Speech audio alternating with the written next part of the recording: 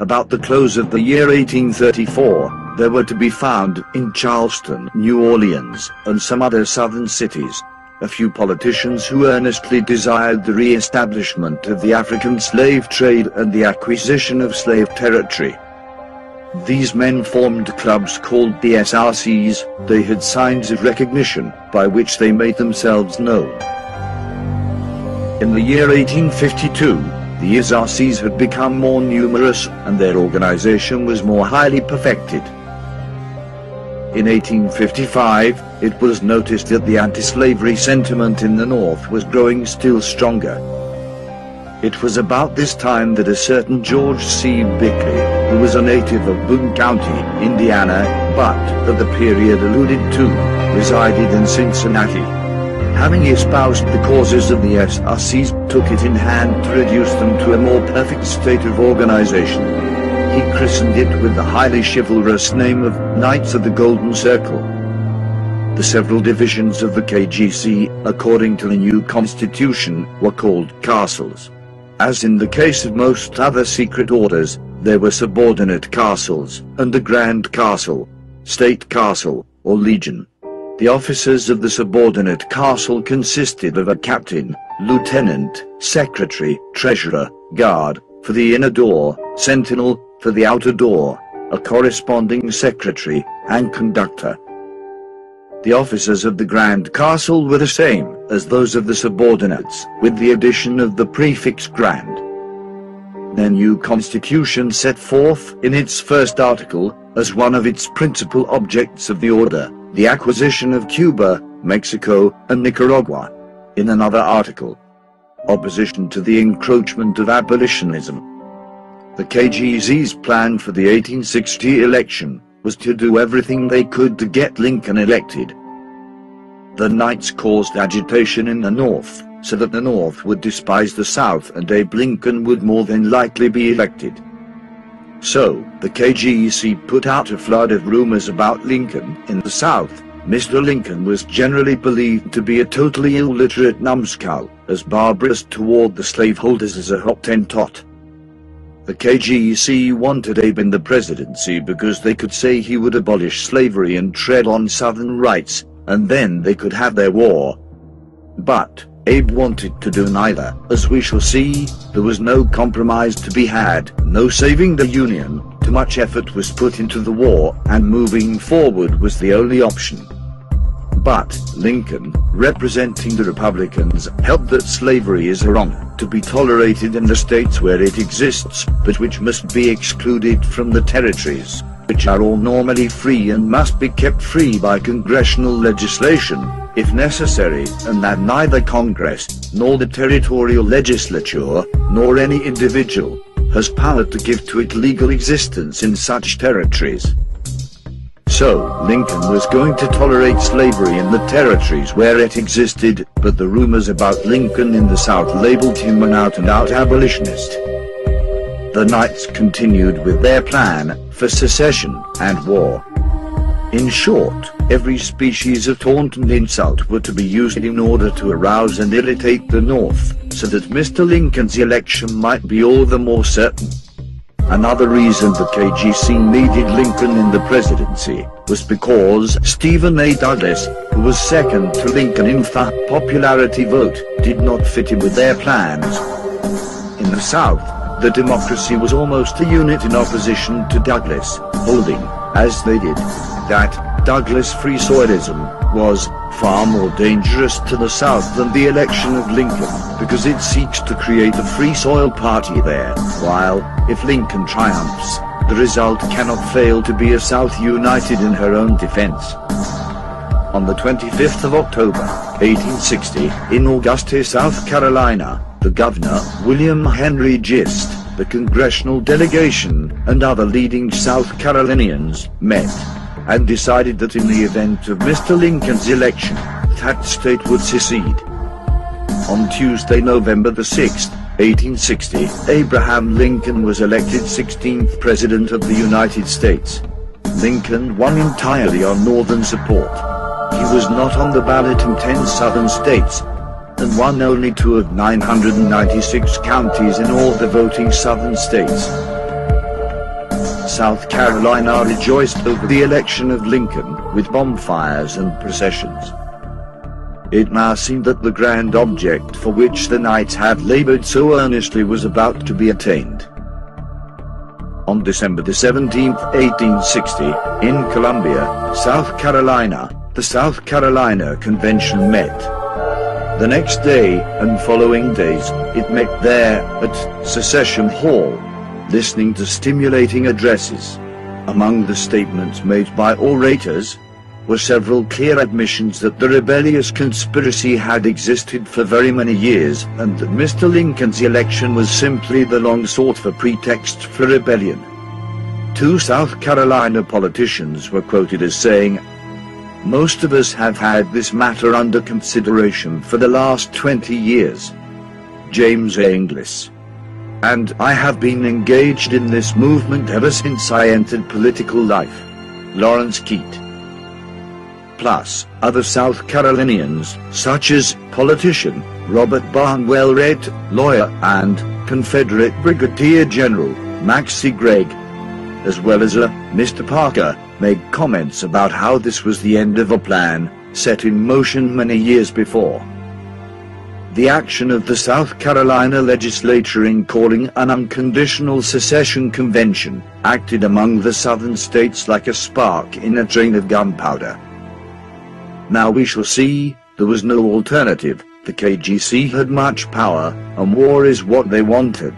Alexander H. Stephens, who was from Georgia, spoke out against secession, and argued that the mere election of Lincoln did not matter, as the House of Representatives is largely in the majority against him. In the Senate he will also be powerless. There will be a majority of 4 against him. In an address issued by Governor McGoffin of Kentucky to the people, he said, "To South Carolina and such other states as may wish to secede from the Union, I would say, the geography of this country will not admit of a division. The mouth and sources of the Mississippi River cannot be separated without the horrors of civil war. We cannot sustain you in this movement merely on account of the election of Mr. Lincoln. Kentucky is a border state, and has suffered more than all of you. If you secede, your representatives will go out of Congress and leave us at the mercy of a black Republican government. Mr. Lincoln will have no check. He can appoint his cabinet and have it confirmed. The Congress will then be Republican, and he will be able to pass such laws as he may suggest. The Supreme Court will be powerless to protect us. We implore you to stand by us and by our friends in the free states." So as we can see, Lincoln was in the minority, and would not have been able to do much, as he would have faced heavy opposition in the House, Senate, and Congress.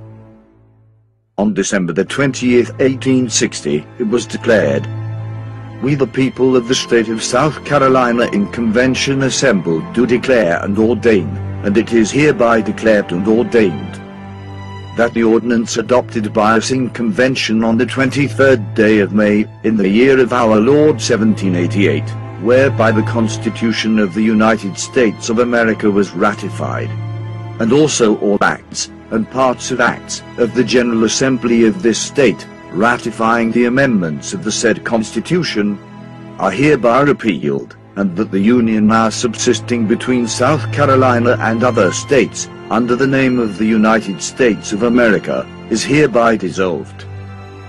After the election of Lincoln, the Knights went to their next step, which was to recruit as many Confederate sympathizers as possible. The Knights of the Golden Circle rushed to set up as many castles as they could. These castles were similar to lodges in Freemasonry.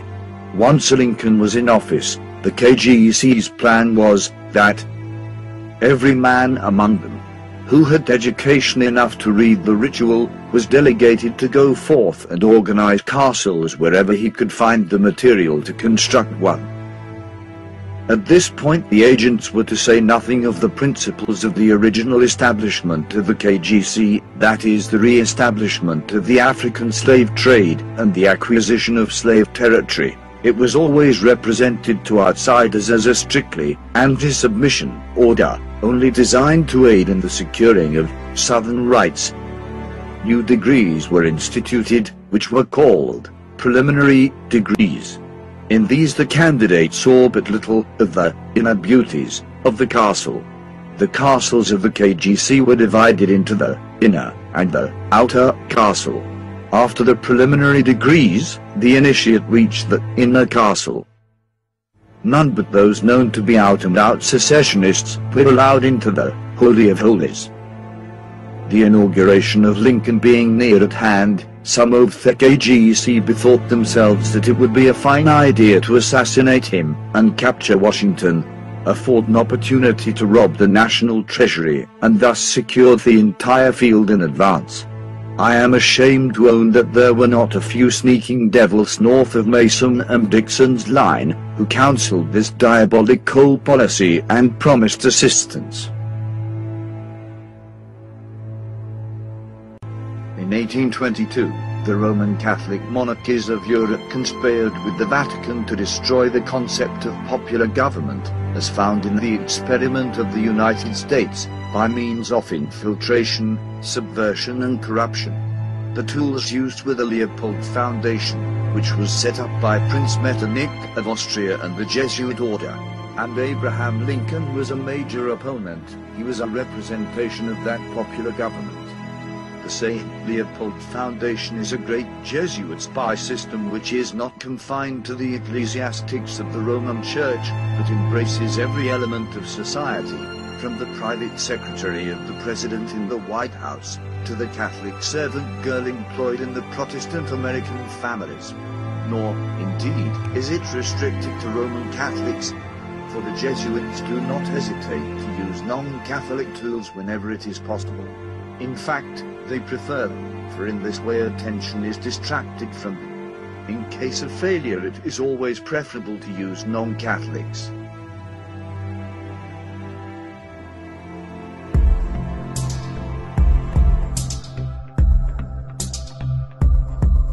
John Wilkes Booth became a member of the Knights of the Golden Circle in Baltimore in the fall of 1860, in a residence opposite the cathedral. The following letter is quoted from Booth to a brother Sir Knight.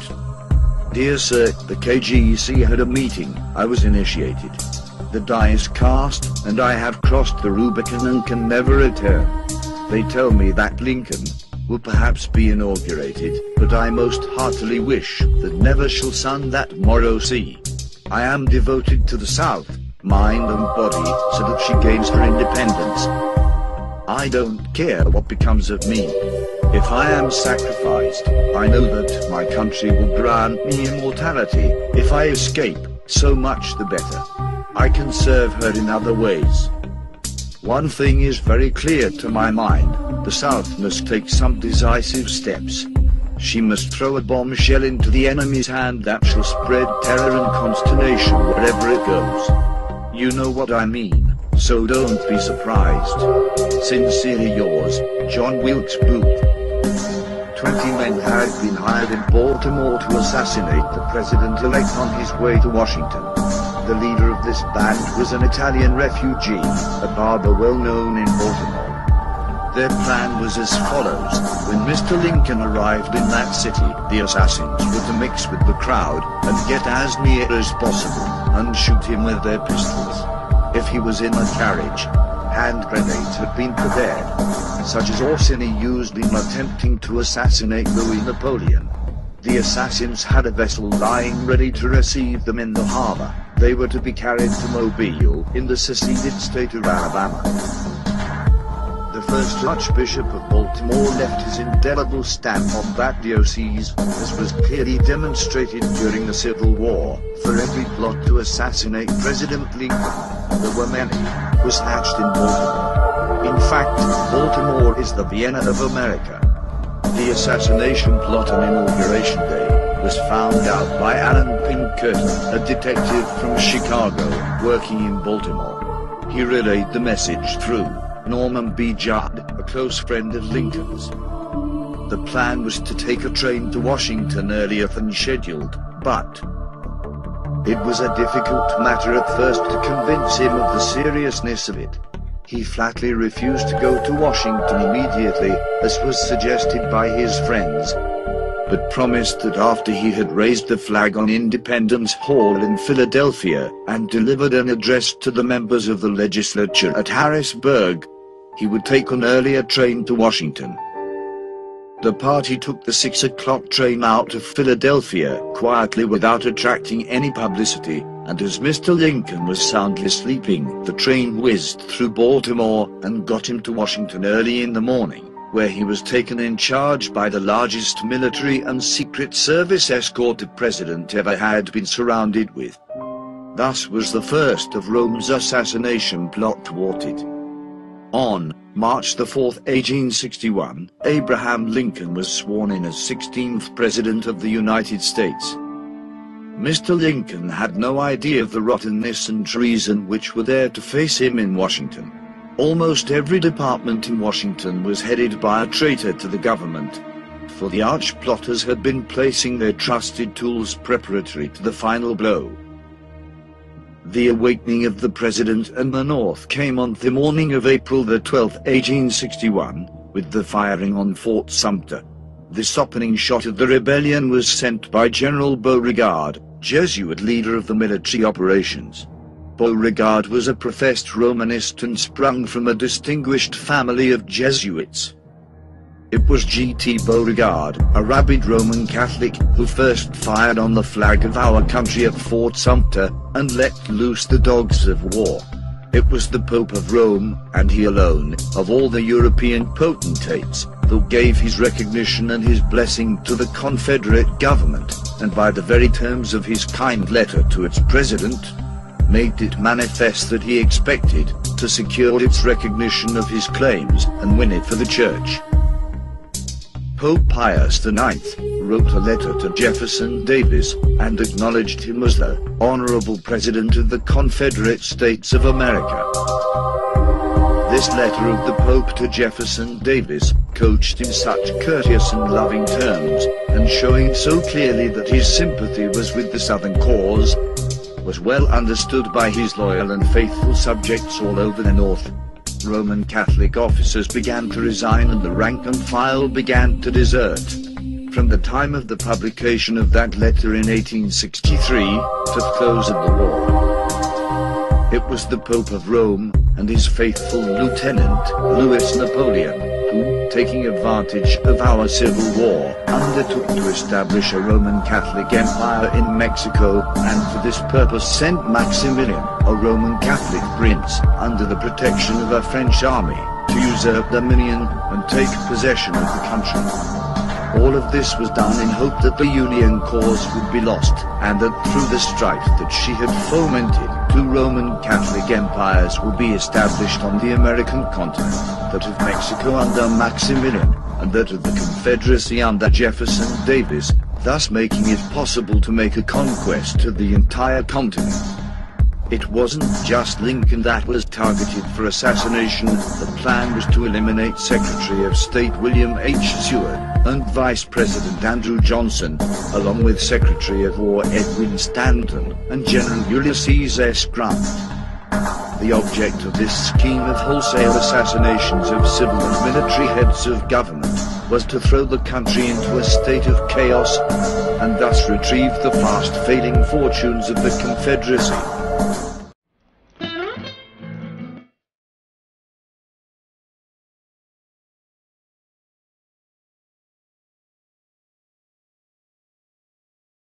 The scheme to aid the rebellion by the assassination of the President, the Vice President, the Secretary of State, the Secretary of War, and the General in command of our armies was concocted by the emissaries of the rebel government, who kept their headquarters in Montreal, Canada.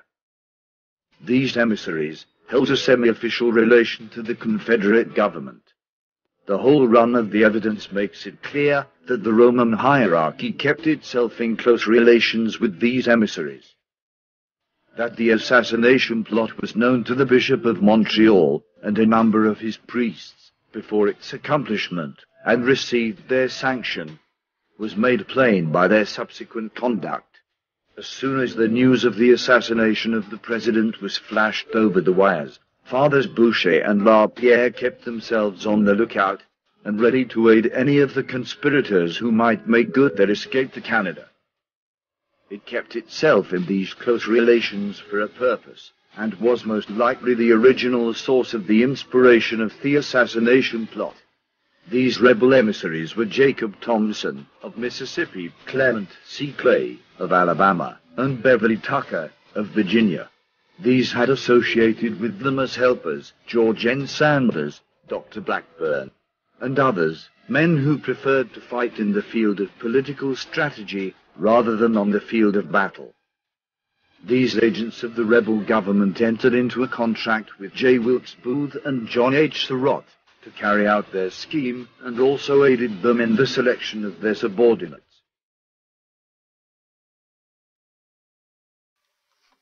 Hi guys, welcome back to Flatwater, Flat Earth.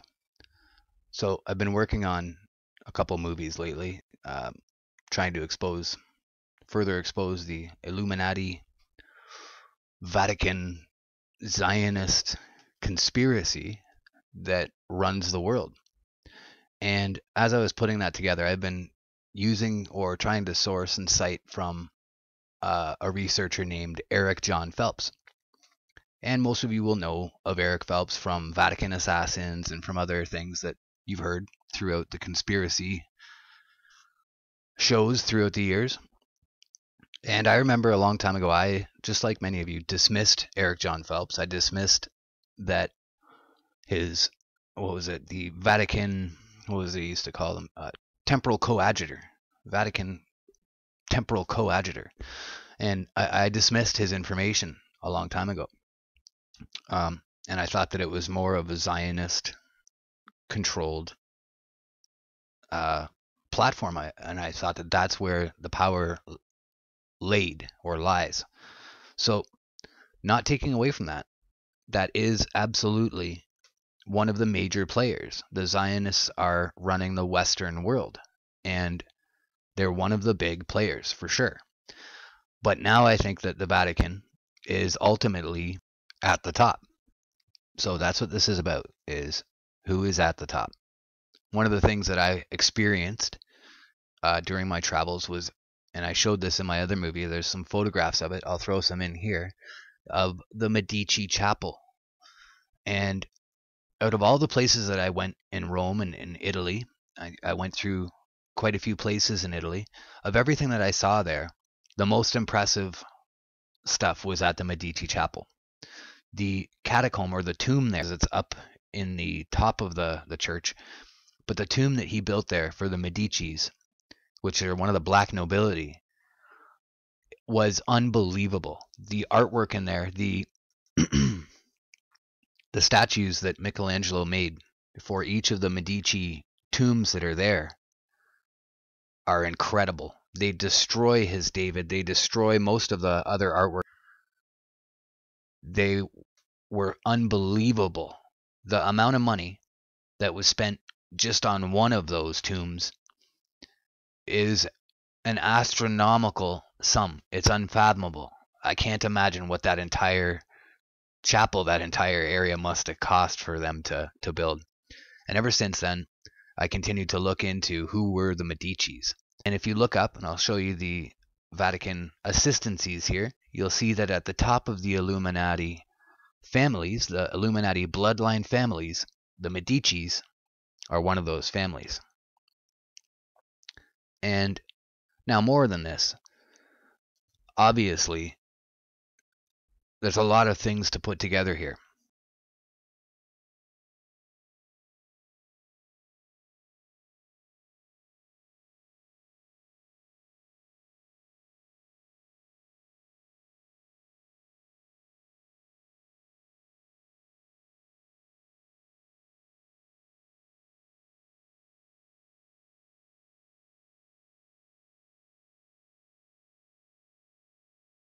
When you take the power of the Zionist conspiracy and you add it to the Vatican's power, and you take a look at what the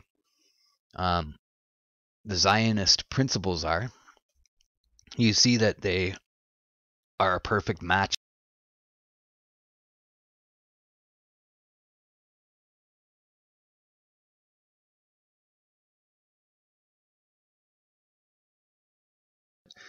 The Zionists do come from the Fabian socialists in Britain.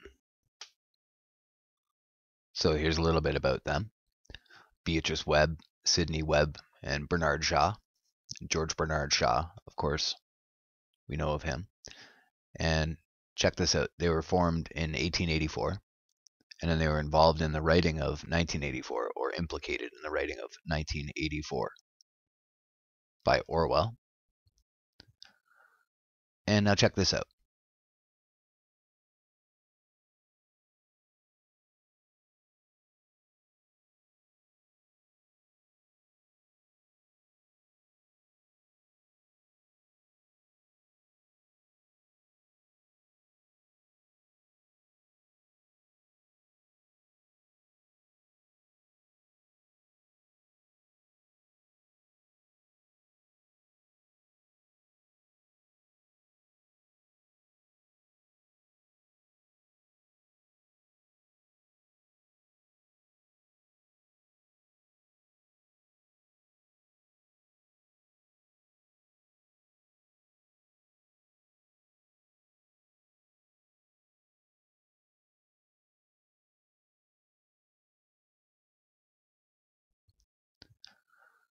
And now check this out.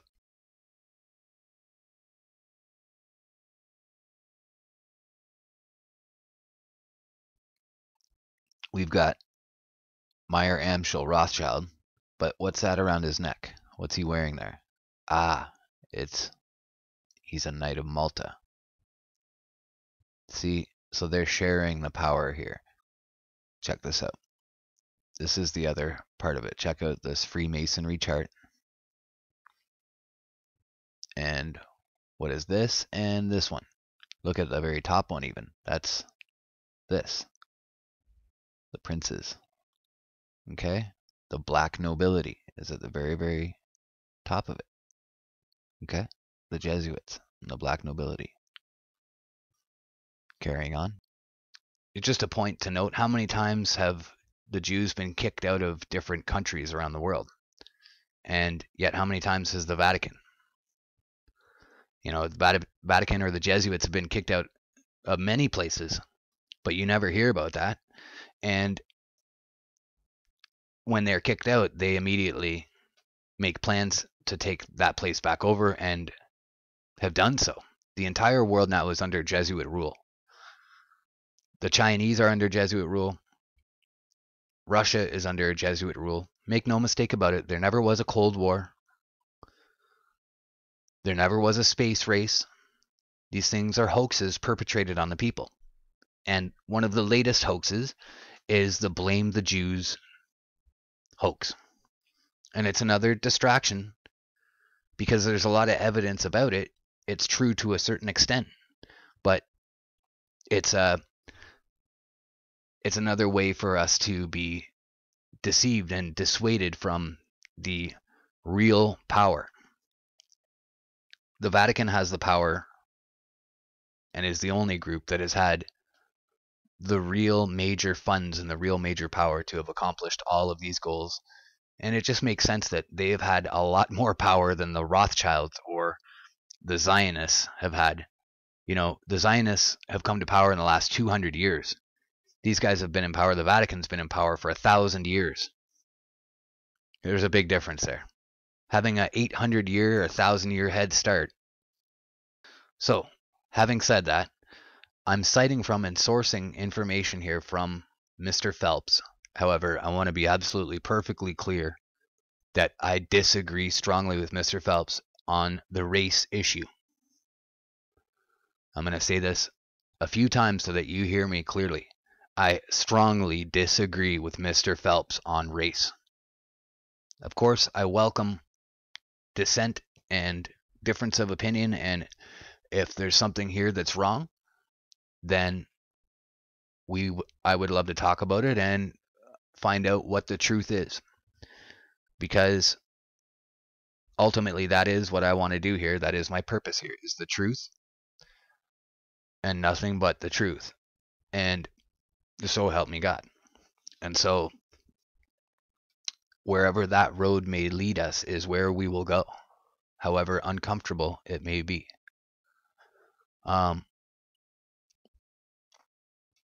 If I'm wrong, then I will change my mind and admit it, and admit that I was wrong. And this is just something that I heard someone else talking about recently. It might even have been in one of these videos. It's just something that I think I should say. I know I've said it before and others know this about me, but having switched channels a couple times, there's people who I see who have been following who don't really know me much at all. And they've been listening to a lot of other things that I've been doing, and they don't know who I am or what I'm talking about. And so they don't know my viewpoints on things. So if the earth is round, then, and that's where evidence led us, then that's where I would go. If the earth was a giant jellyfish floating in a sea, then that's where I would take it, and that's what I would tell you. So I'm not bound to the earth being flat, nor bound to any model. The model that has the best evidence and makes the most sense is the one that I want to go with. Okay, now, I think that's enough of a precursor. Having said that, let's continue on and find out who is at the top. This is a website that I used to visit a lot. I used to get a lot of information here. I haven't been back here in some time. What we're doing is we're trying to piece together and figure out who is at the top. The Vatican or the Zionists? The Jesuits or the Zionists? So we're going to go through this information. We're going to see where it leads us, and we'll talk about what this gentleman's information is, and we'll add to that, and then we'll carry on and learn, and we'll go through some more information. Today's lesson we're going to deal with, it's called The Rothschilds Own the Vatican. And also we're going to be touching on the land of Jerusalem. And the reason why I wanted to put this lesson together real quick was because of the fact that, you know, we've made mention before in the past that basically the Rothschilds, they own everything. You know, they own the Roman Catholic Church and everything. And I just wanted to, you know, go through a few documents just to prove that point, you know, because that's our main goal and our main purpose is to prove everything, you know. And that's what the Lord said. They were going to be exposed, and then they were going to be brought down. So I want to go to this first what you call it here. Just bear with me 1 second. I want to go to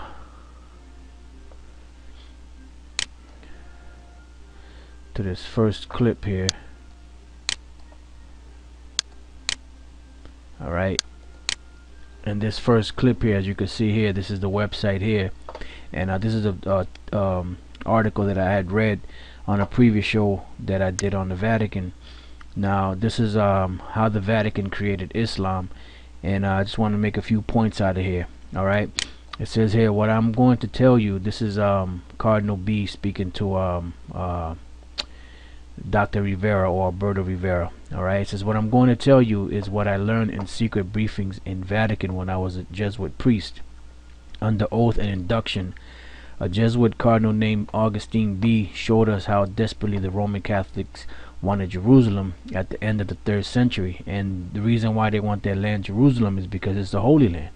You know, they're not fighting for no other land like Africa, none of those lands, because the scriptures tell you that Jerusalem, which is above is free, is the mother of us all, in the book of Galatians, the 4th chapter. You know, so everybody knows that there's a spiritual connection with that land of Jerusalem. All right, so the Roman Catholic Church, they wanted it going back during the time of the 3rd century, because when you go back in history, when the Roman Empire took over, eventually we ended up falling as a nation from around 66 BC to about 64 AD. Okay, so I have to stop him right there and begin with that Galatians, the Galatians quote that he quoted from. When you take these things and you read from them, read them in the plainest possible interpretation that you can. The simplest answer is usually the correct one. Occam's razor. The Jerusalem above is free and is the mother of us all. That's because he's talking about the Jerusalem in heaven, the Jerusalem above. To about 74 Anyways, AD, kind of a somewhere moot in that point. area, 64, Carrying 66 on. AD, and around 74 AD, that's when we fell completely, and from that time on, the land of Jerusalem has been inhabited by heathens, basically. All right, so now the Roman Catholic Church is trying to get that land back. You know, going back thousands of years. You know, almost 2,000 years they've been trying to get that land. So it says, because of its religious history and its strategic location, the holy city was considered a priceless treasure. A scheme had to be developed to make Jerusalem a Roman Catholic city. And that's exactly what they did when they set up Islam. And the reason why Islam was set up was to take that land back from the people that were living there. So, which were them Arabs. So it says, when Cardinal B shared with us in the Vatican, he said, these writings are guarded because they contain information that links the Vatican to the creation of Islam. And that's the truth, you know, but they don't want that information out. That's why Cardinal B told Alberto Rivera, which was a ex-Jesuit priest, and he in turn brought this information out when he defected from the Vatican and from the Roman Catholic Church. It says both sides have so much information on each other that if exposed, it could create such a scandal that it would be a disaster for both religions. So it says the Vatican helped to finance the building of these massive Islamic armies in exchange for 3 favors: eliminate the Jews and Christians, true believers, which they called infidels, which basically they were the same people, but some of them believed in the Lord and some of them didn't. Alright, so it says protect the Augustinian monks and the Roman Catholics, which is the same thing they did during the time of Hitler, you know, which they call it, they signed the Reichskonkordat, you know, which they protected basically the Roman Catholics. That's why they were able to roam free, and them so-called Jews, supposedly they weren't be able to roam free, but that's another subject. Alright, it says conquer Jerusalem for His Holiness in the Vatican. So these are the 3 favors that they had to do in exchange for the Vatican to finance those large armies among the Muslims. So it says the Pope realized that they had created the Pope realized what they had created was out of control when they heard they were calling His Holiness an infidel. Alright, so now, alright, so we're going to the next article here, which is called The Trumpet, from trumpet.com. Alright, it says Vatican's hidden Jerusalem agenda, March 16, 2009. Why is Pope Benedict visiting Israel, and why right now? Alright, now we're going to find out why. So I'm going to scroll down to the highlighted places. It says, back in the mid-1990s, a statement made by Pope John Paul II during an interview in his native Poland, broadcast in Italian over a Polish radio station, was noted by one of our Italian associates. She sent us a transcript of the interview, which included one particularly startling reference made by the Pope regarding the Vatican's ultimate goal of transferring its headquarters from Rome to Jerusalem, because they've been trying to do that for the longest, and it's no different today. Okay, so we see that that's the Vatican's goal. The Vatican's ultimate goal is transferring its headquarters from Rome to Jerusalem, or maintaining power in Jerusalem. So we're going to see does the Vatican accomplish that goal? What was unusual about this admission of John Paul II is that the Vatican's intentions to possess Jerusalem are seldom publicized and little commented on. Right, because it's a big secret. In fact, an air of secrecy, something that the Vatican has a history of creating over various of its affairs over the centuries, has surrounded this project since the failure of the Crusades. The most obvious of the covert and now very historical attempts by the Vatican to seize control of the Holy City, those attempts have a long history with strong attachments to the German nation, right up to the past 2 world wars beyond to our present day. So we see that the Vatican has very long-term goals and has the ability to make those long-term goals pan out into reality. So it says, as far back as the 8th century AD, emissaries were sent to Jerusalem by Emperor Charlemagne to negotiate an agreement with the Muslim Caliph Harun al-Rashid. The result was that Jerusalem became a protectorate of the Holy Roman Empire. Historical records indicate that such a protectorate was limited to the oversight of the welfare of Christians, the care and protection of designated holy sites, and the properties of the Roman Catholic Church in Jerusalem. The fact that the Caliph would be a financial beneficiary to this enterprise was a given. Muslim support of the Kaiser's army in World War I and again the Nazi regime of World War II was the end result of a long historical nexus between the Muslims and Germany. It says, for the time of the Charlemagne-Harun Pact, through the attempt by Kaiser Wilhelm to seize Jerusalem in World War I to this day, elements within Germany have historically viewed themselves as protectors of the Roman Catholic Church. From the time of the failure of the Great Crusades, German elites have worked to find ways and means of seizing the plum job of protector of Jerusalem. And that's what they've been doing. Notice they said from the time of the failure of the Great Crusades, German elites have worked to find ways and means of seizing the plum job of the protector of Jerusalem. Because remember, going up in time, those Germans, which were really, because back in the days you had Jakes that were in that land, but then later on in the history, when the Byzantine Empire started falling, them Khazars and them Edomites, them Khazars and them Edomites, them so-called Jews, they started getting up in all these lands. So they've been trying to find a way to get that land of Jerusalem back.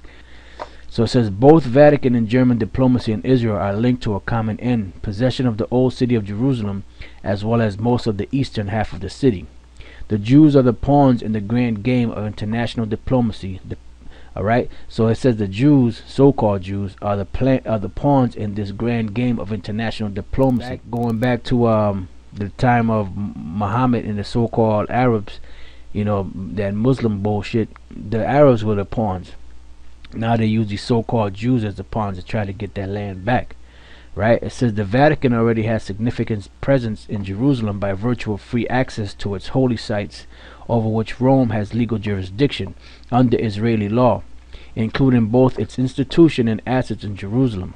The consolidation of these arrangements came by virtue of a bilateral agreement termed the Fundamental Agreement between the Holy See and the State of Israel. Alright, now keep that in mind, because this is going to tie everything together to prove to you that the Rothschilds own the Vatican. Alright, it says, which the Israeli government signed with the Vatican on December 30th, 1993. The terms of this agreement, composed in secret, were subsequently legislated by the Israeli parliament. 6 months after the signing of the bilateral agreement between Israel and the Vatican on June 15, 1994, the Israeli government linked a further agreement with the Vatican, endorsing the Roman Catholic Church's participation in negotiations to determine the future of Jerusalem. Alright, so it says journalist Joel Beinerman, a well-known commentator on Israeli affairs, claims the end goal of the Vatican is to seize control of the old city of Jerusalem out of the clutches of the state of Israel. And the reason why that is so is because this goes back to how the Rothschilds got control of the Vatican finances, and that's the reason why they want to get the land of Israel back from them, because they have stole basically they have gotten into the Vatican and taken over their finances. So they want to get that land back because they figure that they owed something. Okay, so right there.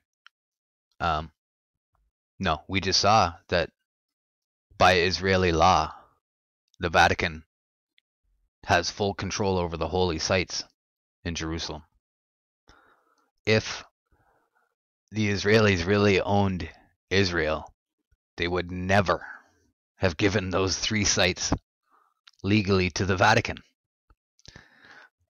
He's willing to admit that the Muslims are run by the Vatican. He's willing to admit that Christians are run by the Vatican. But then he somehow believes that the Jews have just become more powerful than the Vatican. So we'll just read what's being said here. He wants to gloss this over and say, oh, this is another part, just like he did with the Illuminati heads. We'll get back to that. But just read what it's saying here. Rome was to go on to actively work through its proxies in the peace process to exploit Palestinian claims as a means of splitting the city of Jerusalem asunder, seizing the old city and possessing East Jerusalem. This involved the management of Palestinian aggression as part of the process, regardless of the suffering and loss of life that it would inevitably incur. This would in fact be a vital part of the initiative to take East Jerusalem by force in the event of the failure of diplomatic means. The same tactic had been instigated by Germany and Rome in the Balkan Peninsula to achieve a desired result with implicit UN agreement, with the Serbs becoming the pariah in the world's view. This time it's the Jews who are being pilloried, in particular since the Gaza incursion, in the lead-up to a similar result as that in Kosovo, the seizure of iconic territory to be placed under the influence of Berlin and Rome, with the willing acquiescence of the United Nations. So, carrying on. It says, to that end, they have a secret agreement with Israel, which obliges Israel to represent the extraterritorial claim to their physical presence in the city. In short, we have accepted the Vatican's right to have little Vatican sovereign embassies throughout our eternal capital of Jerusalem. Alright, so now I want to go from there to this. I'm going to hit a couple of articles, and then after we finish the articles, then we're going to hit the scriptures. Alright, so I want to go to this other article here, which you can see here. This is the actual website. It's entitled Mystery Babylon the Great, Catholic or Jewish, Part 4. Now you're going to start seeing how the Vatican Church was the finances of the Vatican Church was really the Vatican Church was taken over by the Rothschilds. Alright, it says here, Cita del Vaticano. Does the Priory of Prayer de Zion control the Roman Catholic Church today? Excuse me. Now the Priory of Zion basically is these top so-called Jew families that basically own everything. You know, they have the Committee of 300. You know, then they got the Fortune 500 families and all those different 13 bloodlines and all that. So it says, does the Priory of Zion control the Roman Catholic Church today? And the answer to that is yes. It says, according to various sources, including a Jewish encyclopedia, the House of Rothschild has been a long-standing trustee of the Vatican's wealth.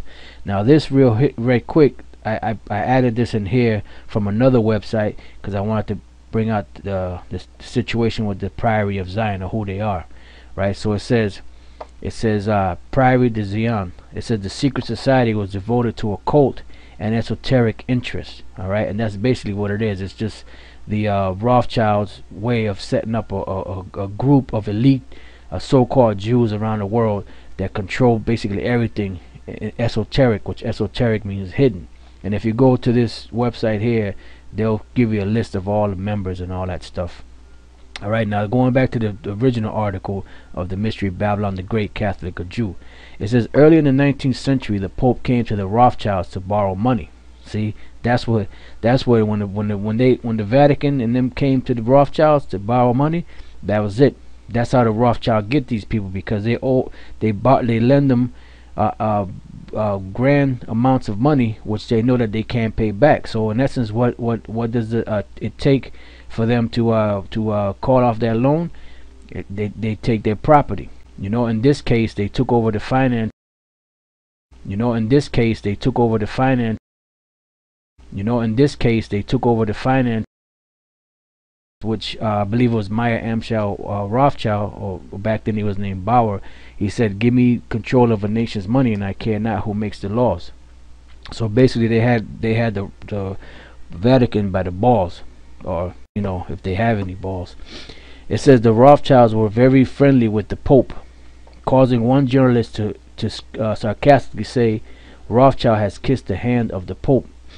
Order has been reestablished. The Rothschilds, in fact, which the main Rothschild that went to go see this guy, Pope Gregory the 16th, I believe it was Carl. They used to call him Carl Kalman Rothschild, which was one of the sons of Meyer Amschel. It says the Rothschild, in fact, over time were entrusted with the bulk of the Vatican's wealth. The Jewish Encyclopedia, Volume 2, page 497 states, it is a somewhat curious sequel to the attempt to set up a Catholic competitor to the Rothschilds that at the present time, 1905, The latter are guardians, which the Rothschilds are guardians of the papal treasure. It says researcher Eustace Mullins writes that the Rothschilds took over all the financial operations of the worldwide Catholic Church in 1823. And when you look up the timetable for the Rothschilds, that's exactly the year that they took over the financial wealth of the Vatican. Today, the large banking and financial business of the Catholic Church is an extensive system interlocked with the Rothschilds and the rest of the international banking system. Top 13 Illuminati bloodlines, page 154. All right, there's a little bit more here. It says heads of the highest grades. Oh, no, that's something else. Okay, so here we are again, and he just wants to carry on, and don't bother reading the other details. Just carry on and just say, yeah, the Rothschilds just took all of the money. I guess what he's saying is that the Vatican's power is dead. I guess he's saying that the Vatican itself is dead and has no power. That'd be interesting if they were dead. Or if the world thought they were dead and they were raised again with one eye wounded and one hand fully withered. Anyways, we're just going to keep reading. There was a bit there that he's covered up with these pictures. I'll just read this part at the bottom and we'll carry on after that. In 1821, Karl, or Karlmann Rothschild, was sent to Naples, Italy, to oversee loans there that were meant to finance Metternich's forces who had arrived to quell a rebellion. While in Italy, the Rothschild mantle came upon Karl, and he made a series of ingenious deals with the Italian government that forced Naples to pay for its own occupation. He also helped Luigi de' Medici of the black nobility to regain his position as finance minister of Naples, and later did business with the powerful man. Due to his success, it was decided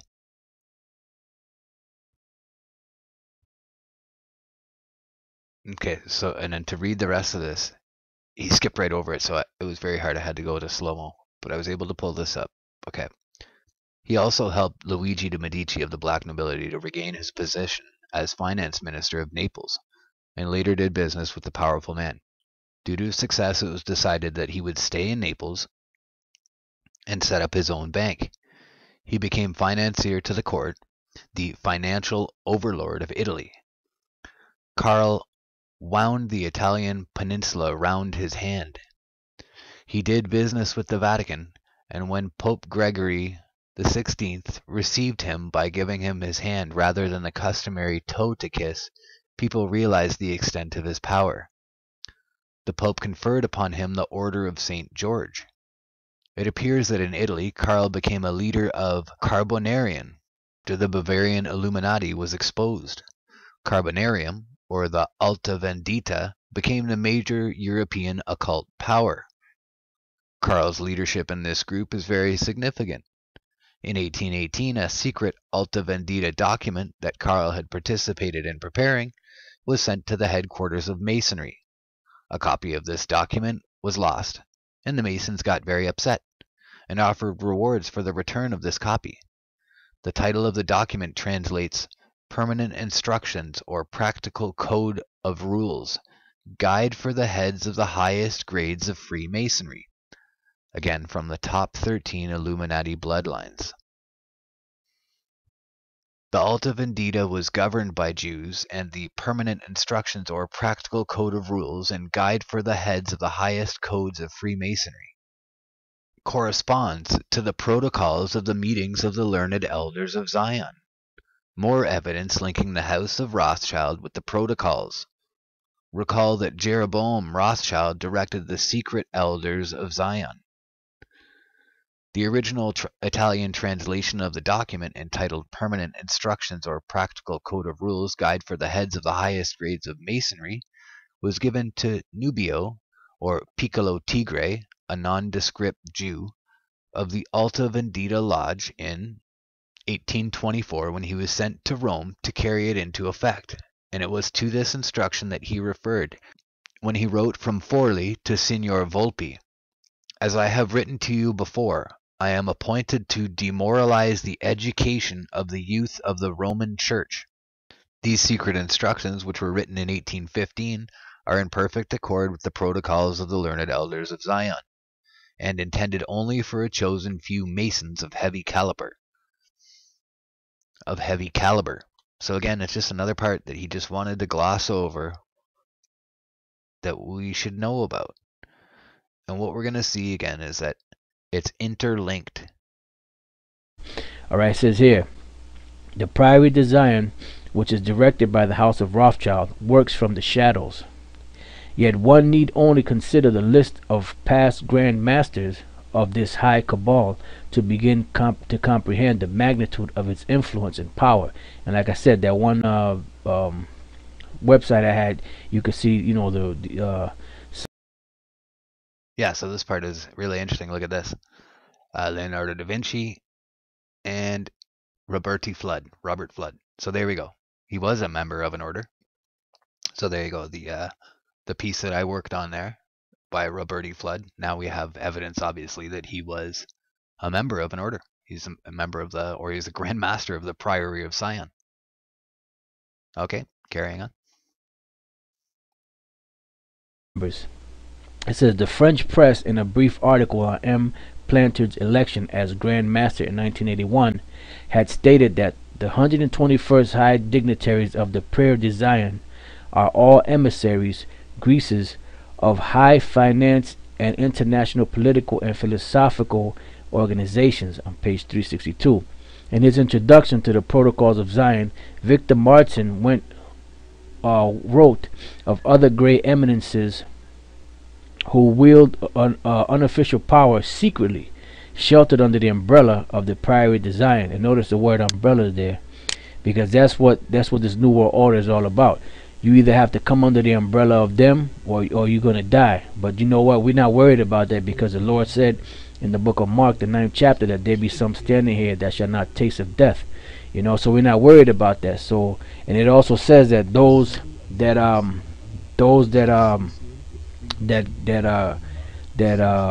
make league with them, for lack of better words, those that make league with them shall be had in derision. You know.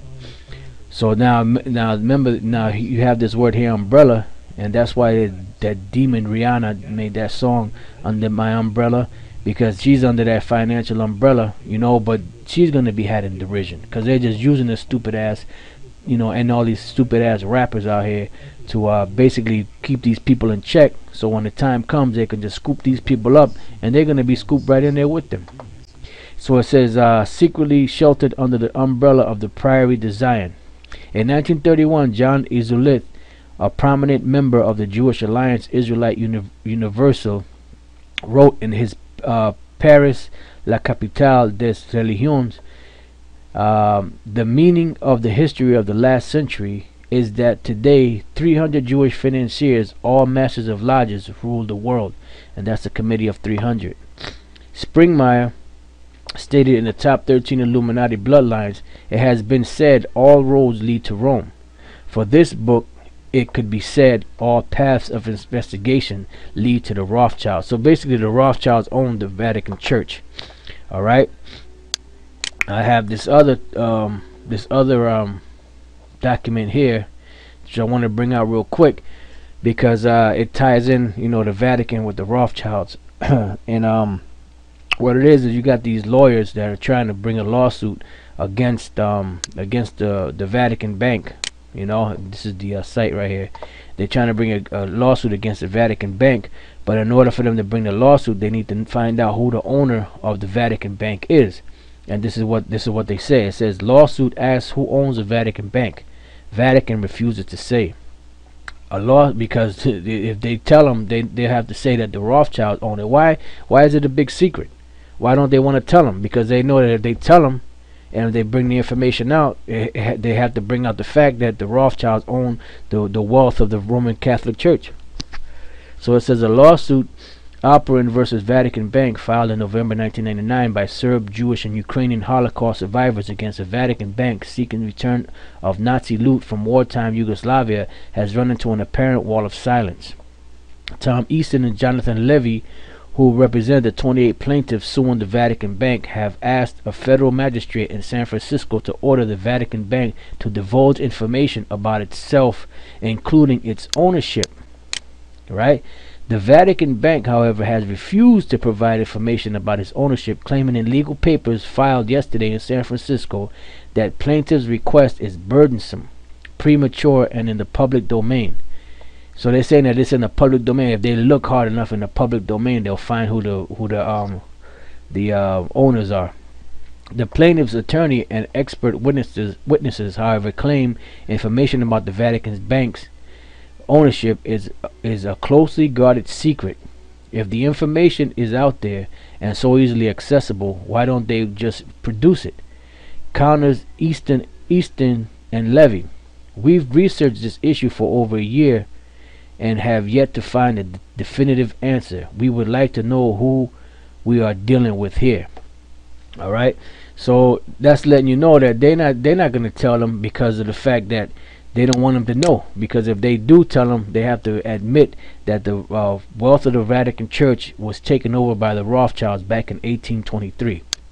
Right, which that article that I just read basically leads us to this article here, which is dated June 6, 2007, and it was is dealing with this guy Roberto Calvi, which was known as the God's banker. All right, he was a banker for the Vatican.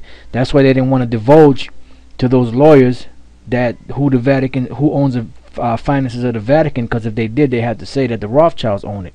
That's why it says here: murder, money, the Vatican, and the mob. Mark Tran details the events that led to the murder of God's banker Roberto Calvi, who was found hanging from a rope under Blackfriars Bridge in London in June 1982. Right? It says today's acquittals have confirmed the suspicion that those ultimately responsible for Roberto Calvi's death 25 years ago in London were not in the dock. Sentenced to 4 years in jail for illegal foreign currency deals in 1981, Calvi fled Italy pending an appeal. Upon his arrival in London in June 1982, he began sending signals back to Rome that if he was in prison, he would tell everything he knew, and that's why he got murdered. That's why they took him out, because he had the goods on him. Because he was the banker, so he had access to all different types of files, and he found out, through of course he's gonna dig in and find out where all the finances were coming from, and he found out. I said, wait a minute, back in the 1800s, the Rothschilds took over the Vatican Bank, so the Rothschilds owned the Vatican Bank. It says if he had carried out his threat, a lot of mud would have stuck for the many figures in Italy, financial and political elite, because of the nature of Banco Ambrosiano, which we showed you if you've been watching the show, the first show, and I believe in this show also. In the second part, we showed you the Banco Ambrosiano, which was the main bank that the Vatican was dealing with, the bank at the center of the case. Calvi had been the chairman of Banco Ambrosiano, in which Vatican held a significant stake, a link that inspired Calvi's nickname, God's banker. It has also been reported that he had connection to a Masonic lodge known as P2, or Propaganda Do. These connections would have brought him into contact with many of Italy's movers and shakers in politics, business, the civil service, and Italian intelligence. So, if you brothers want, you could read the rest of this article here, but the main point is that they really murdered him. And the reason why they murdered him was because of the fact that he said, look, if I get pinched, you're going to go down, because I'm going to tell them everything I know. So that's the deal. That's why these devils are always hiding stuff. That's why it tells you in the book of Psalms, the 64th chapter, that they do these things in secret, and then they try to hide all these things. It says that the thought of their heart is deep. Now, which leads me to this article here. As you can see, the website here, right? It says Palestine, Al-Nakba, the catastrophe, ethnic cleansing, how Palestine became Israel, by special notice and brochure, if Americans knew. Comment by Axis of Logic, Saturday, June 7th, 2008. All right, so this is a basically an article about the land of Israel today, which used to be Palestine. All right, it says, let me scroll down. It says in the late 1800s, a small fanatic movement called political Zionism began in Europe. Its goal was to create a Jewish state somewhere in the world. Its leaders settled on the ancient and long inhabited land of Palestine for the location of this state. Palestine's population at this time was approximately 95% non-Jewish, primarily Muslim and Christians. Over the coming decades, Zionist leaders used various strategies to accomplish their goal of taking over Palestine. Alright, now this is the third step in it, right? It says, buying up the land, sometimes through subterfuges, proclaiming it Jewish for all eternity, and refusing to allow non-Jews to live or work on the purchased land. This was called redeeming the land and was financed by a variety of means, including by such wealthy banking families as the Rothschilds. So now let's find out who these Rothschilds were, because there's a little bit more left on this article, but I want to go and find out who this particular Rothschild was that bought up all this land, right? So it says here, this is from this website here, watch pair, you can see it there. It says Baron Edmund de Rothschild, who built the first pipeline from the Red Sea to the Mediterranean to bring Iranian oil to Israel, and founded the Israel General Bank, was called the father of modern Israel. So they set this thing up to have that pipeline going to that land because they knew they was going to take over that land. And this guy Baron Edmund de Rothschild was called the father of the modern Israel. So this guy was the one, this Rothschild here was the one that set that whole thing in motion, so to speak, with the help of others, of course. Now if you go to this website here in the Wikipedia, this is what it says more concerning Baron Edmund de Rothschild. It says in 1882, Edmund cut back on his purchase of art and began to buy land in Palestine.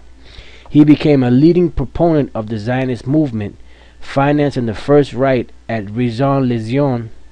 In his goal for the establishment of a Jewish homeland, he promoted industrialization and economic development in 1924. He established the Palestine Jewish Colonization Association, PICA, which acquired more than 125,000 acres of land and set up business ventures.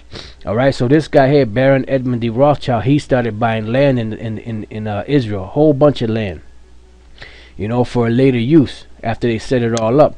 So when we go back to this thing here, this article, it says buying up the land, sometimes through subterfuges, proclaiming it Jewish for all eternity, and refusing to allow non-Jews to live or work on the purchased land. This was called redeeming the land and was financed by a variety of means, including by such wealthy banking families as the Rothschilds. Now this is a pie chart. Population of Palestine in the late 1800s. Now this is when this devil started buying land.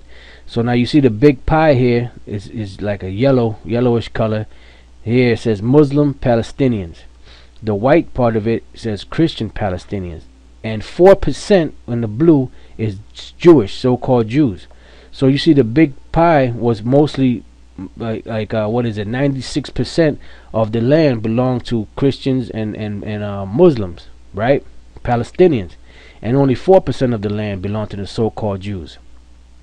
It says historic Palestine, the land now occupied by the state of Israel, was a multicultural society. The creation of Israel involved the expulsion of 750,000 men, women, and children from their homes. This is when they first got up in there. Now this is a map of Palestine loss of land from 1946 to 2005. This is even updated. Now here you see Jewish settlements in Palestine, in the Palestinian land, and you see Jewish settlements, which is all white, right? And you see Palestinian lands, which is all green. The majority of it is green. Now this was in 1947. Now going back to this one here, this is in the same year the UN plan, when the so-called Jews got up in that land, right? Started getting up in there. This is all this white here. This is what they took over, and then they left this to the so-called Palestinians. So it was half and half. Now the next one here, this is from 1949 to 1967, and you have all white here. This is all them gutter rats, and then you notice that the Palestinians are starting to have less and less land. And then this is in 2005, which the whole land is mostly all so-called Jews, and they got little bit of so-called Palestinians. It was like the reverse of back in 1947. All right. So that was all done for a purpose and for a reason, because they're trying to steal that land back because of the fact that they know that land is holy. All right. So now we want to go from there, and we're going to go into these scriptures, because we pretty much made the point on all of these things, you know. And you can see now that the Roman Catholic Church gave up their finances to the Rothschilds back in 1823. Okay, and that's it. He cuts it off right there. Carrying on, the Rothschilds may have a significant portion of the wealth, but what they have, I would submit, is minuscule in comparison to the Medicis and the old world families.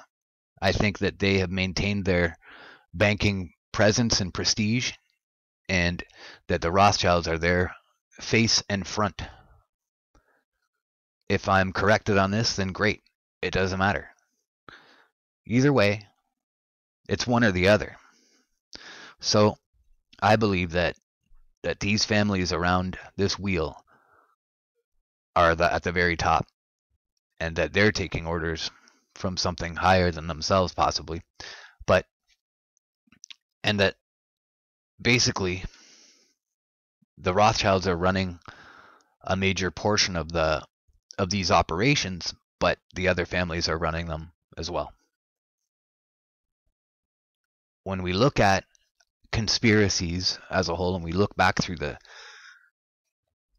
history of conspiracies and through the history books on what's really happened throughout the years, the Vatican influence has been noticeable in all of the most major conspiracies.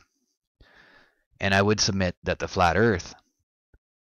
in the flat earth conspiracy, that the Vatican would have the most to gain from that, above the Jews or the Rothschilds. I think that these old world families, let me put it to you this way: they held that power.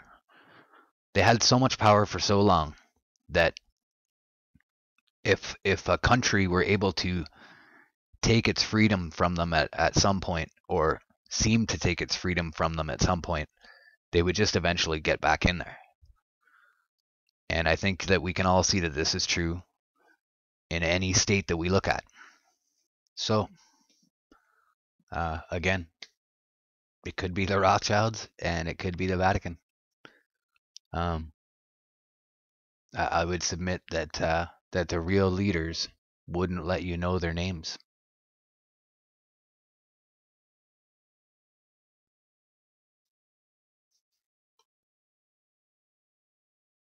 Because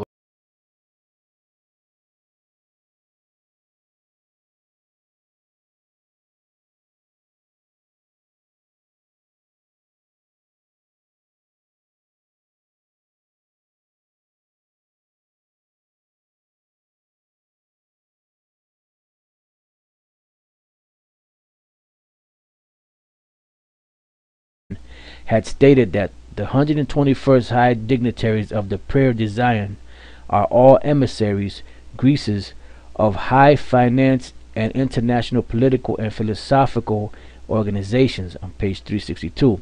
In his introduction to the Protocols of Zion, Victor Martin wrote of other great eminences who wield unofficial power secretly. In his introduction to the Protocols of Zion, Victor Martin wrote of other great eminences who wield unofficial power secretly.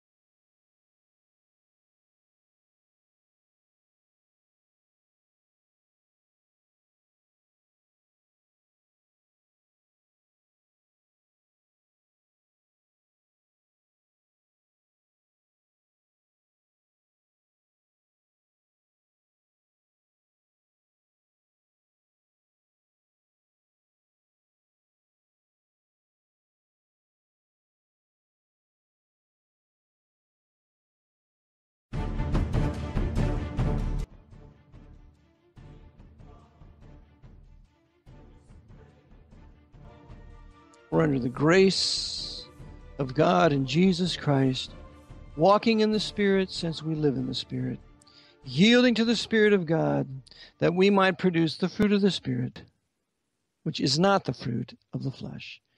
The Christian life is about yielding. It's not about doing. As we yield, then we do. But we cannot do unless we yield. God gives us the desires to do what He tells us to do. We yield to His Spirit, and thereby we have the power to do what He tells us to do. That's the Christian life. That's the biblical life of the man of God. And now with this kind of power working through you, and you're unaware of it, it's just working through you. It's the Spirit of God. You now will be able to stand against the satanic power working through the devil's Pope of Rome and his hundreds of secret societies, which presently rule the governments of all nations. To my knowledge, there is not one government on the face of the earth that is not ruled by one of these brotherhoods or a combination of these brotherhoods, all of them subject to the Black Pope as he himself. His whole purpose is to make the White Pope the universal monarch of the world. And that's World Government 101 as taught in my book, Vatican Assassins, which you can get on my website, 247worldradio.com or vaticanassassins.org. Just go there, purchase my ebook. You can even download it for like $25. 1,836 pages and 5 or 6 separate downloads. So now let's read a little bit. I had a guy call me yesterday. He said, you know what? Maybe the Jesuits are really the Cainites. I said, well, they've obviously have the Cainite religion of work salvation because they're bringing the fruit of the ground and they want nothing to do with the blood of the Lamb, which Abel brought and he was accepted by God. But it has nothing to do with a racial line of Cain. That is heresy because the Cainites were all destroyed in the flood. And idolatry, mystery Babylon, idolatrous religion was started after the flood by Nimrod, which is present-day Romanism, now directed and controlled by the Black Pope, the Grand Druid of the world, and the most powerful Knights Templar of the world. He's the Templar, he's the Druid, he's the Communist, he's the High Freemason. All occult power vests in the Black Pope. And as he directs his obsidian order, the Jesuit order, for the purpose of restoring all nations to the temporal power of the Pope, they obey absolutely and without objection, because they're soldiers under command, and soldiers obey the commands of their superiors without question, unless those commands are immoral and wicked, like the command to kill one of your own fellow soldiers. Isn't that right, Jesuits? Isn't that right that your CIA has certain soldiers in the American military that kill American officers, just as they did in Nam? Isn't that right, Jesuits? And I know of one of them who killed over 40 American officers during the Vietnam War in battle on orders from the Pope's CIA. Oh, but we can't talk about that, can we? That's classified information. No, it's not. Everybody ought to know. And especially all you guys in the military, how they're used us as suckers for the purposes of the Pope of Rome. And it ought to offend you, and it ought to bring you to the place of righteous indignation, enough then to do something about it. Like support this broadcast. I'll be quoting a few quotations now from my book, Vatican Assassins, in chapter 13. We read on page 318, quote, "And what became of the country," that means England, "after his, Oliver Cromwell's, death?" Remember, Oliver Cromwell was the greatest man of the last 500 years, without question. The greatest military commander, the greatest statesman, the greatest nationalist, and the greatest Christian that I can see. All combined into one for the last 500 years. The production of this man being a result of the Protestant Reformation, Great Awakenings in England. Hard preaching to the English people produced men like Oliver Cromwell and the Puritans, which followed him, and with their swords hewed their way to political liberty in ending the Jesuit control of that Great Britain ruled by King Charles I, that wicked sinner. What became of the memory of the country after Oliver Cromwell's death? The Stuarts returned. The Stuarts returned, those fanatical Roman Catholic Stuarts, controlled by the Jesuits. And when the rejoicings were over, then punishments followed. 100 corpses were exhumed. That means dug up, among which were the great Oliver, his old and venerable mother. Going to dig up his mother, too. His dearly beloved daughter, Bridget Pym, the wife of Puritan Independent Baptist John Pym, who twice had his ears cropped off by Charles I. And the famous Admiral Blake. Cromwell had a great admiral named Admiral Blake, and he was a Baptist. Admiral Blake was responsible for the seizure of all the silver of some of the Spanish galleons there when he brought 38 wagon loads of silver off his ships after they had seized it from the Spanish who stole it from the Indians of South America, and he brought it up to Cromwell and he was able to finance the Republic, the Commonwealth. We're going to dig up Blake too. The moldering bodies were hung on the three corners of the gallows at Tyburn. They took Oliver Cromwell's head, they cut it off, and they put it on a spire in Westminster Abbey, and it was there for 20 years. That's what the Jesuits did to the corpse of Cromwell. That's why the Jesuits dug up the corpse of Lee Harvey Oswald, cut off his head, put another head on the corpse. And it's later discovered after the corpse is exhumed and the coroner finds that, hey, it's not the head that I did the autopsy on because there's no opening of the skull cap. It's a different head. And you can see this in a video series called The Men Who Killed Kennedy.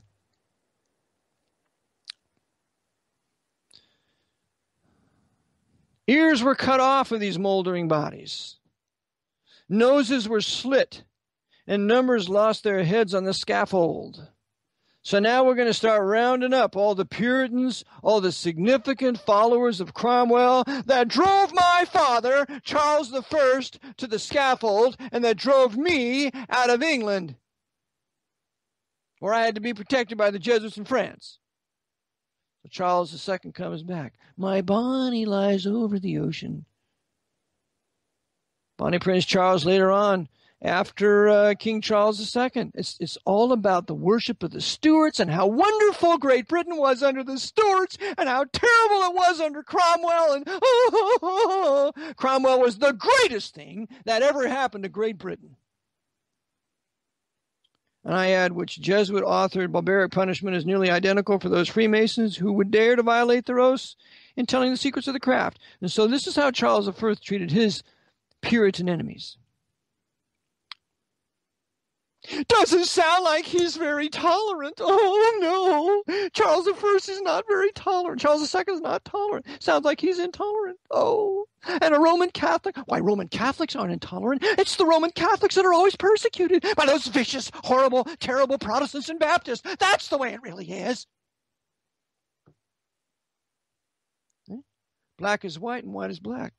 I'll never tell you the truth. Protestant Puritan brethren of the past, and I can't know about it. I can't be taught it in school, and I definitely am not going to be taught about it in church. Because that would be controversial, wouldn't it? Oh, and we would lose our 501c3 tax exemption status if we taught anything like that, wouldn't we?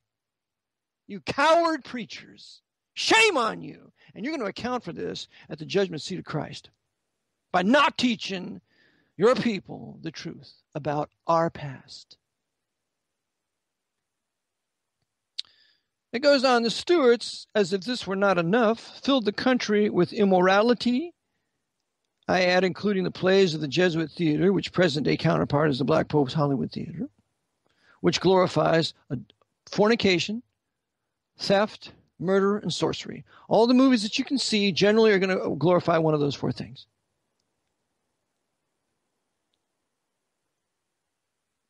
$2,000 Protestant and Baptist ministers were driven from their benefices, driven from their churches. That sounds like communism to me, because the Jesuits modeled communism after the Stuart and Inquisitional persecutions. That's why the Jesuits are the masters of communism. And you Russian people better wake up and realize the Jesuits have been running your country since really no later than 1917 with the October Revolution, and really no later than with about 1880s with Alexander III that caused all the Jewish pogroms, and Nicholas II that caused the pogroms. They were all controlled by the Jesuits. So they could bring the wrath of God upon you, dear Russian people, which happened with the Bolshevik Revolution and put you people under communism till 1990 or so, and still you're under Jesuit oppression, as enforced and made effective by London and Washington, D.C., through the military governments running those countries, running those empires. They filled the country with immorality. 2,000 ministers are driven from the churches. The churches were oppressed. Brother Jack, he has the Polish broadcast on the radio station. He sent me a letter saying, Eric, he said there was a large Lutheran church in one of our Polish cities that was taken over in 1945 after World War II, taken over by the Jesuits, and it's right there on the church. This church used to be a Lutheran church, but now is controlled by the Jesuit order since 1945. You see what the World War II did? It totally destroyed any Protestant influence out of Poland. Because the Jesuits can't have that now. We got to destroy it out of Poland, just like we did in the 30 Years' War, where we killed all the Protestants out or drove them out. And we'll make Poland a Roman Catholic nation if it kills us. And that's what they've done. The noblest hearts of the country were forced to seek a refuge in distant lands. Vast colonies in America were peopled by them. And England would have become like Spain, and worse than Spain, had not William III resumed the task so energetically begun by Cromwell. Unquote. Who said this? Dr. Merle d'Aubigny, 1847. He was a Swiss Protestant theologian historian, and he wrote his book, The Protector of Vindication. You may get this book from Sprinkle Publications. So God raised up William III to stop the vicious persecutions of Charles II and James II, when he, by the grace of God, won at the Battle of the Boyne in 1690 and restored Protestantism, and that it would not be persecuted by the papists. And shortly thereafter, a law was passed that no Roman Catholic could sit on the throne of England, and that law is still in place. Too bad Elizabeth II is a secret Roman Catholic. Isn't that right, Elizabeth? You prostitute for the Pope. Don't tell me she's virtuous. If she was, she would stop the destruction of the Protestant English people. She would stop the alien Muslim and African invasion into England and Great Britain. She would kick out the Jesuits, and she would kick out the Archbishop of Westminster. And she would start acting like a Protestant, but she's not. She's a prostitute Protestant. She's a Dame of Malta. You. Why do you say she's a Protestant? She's a traitor.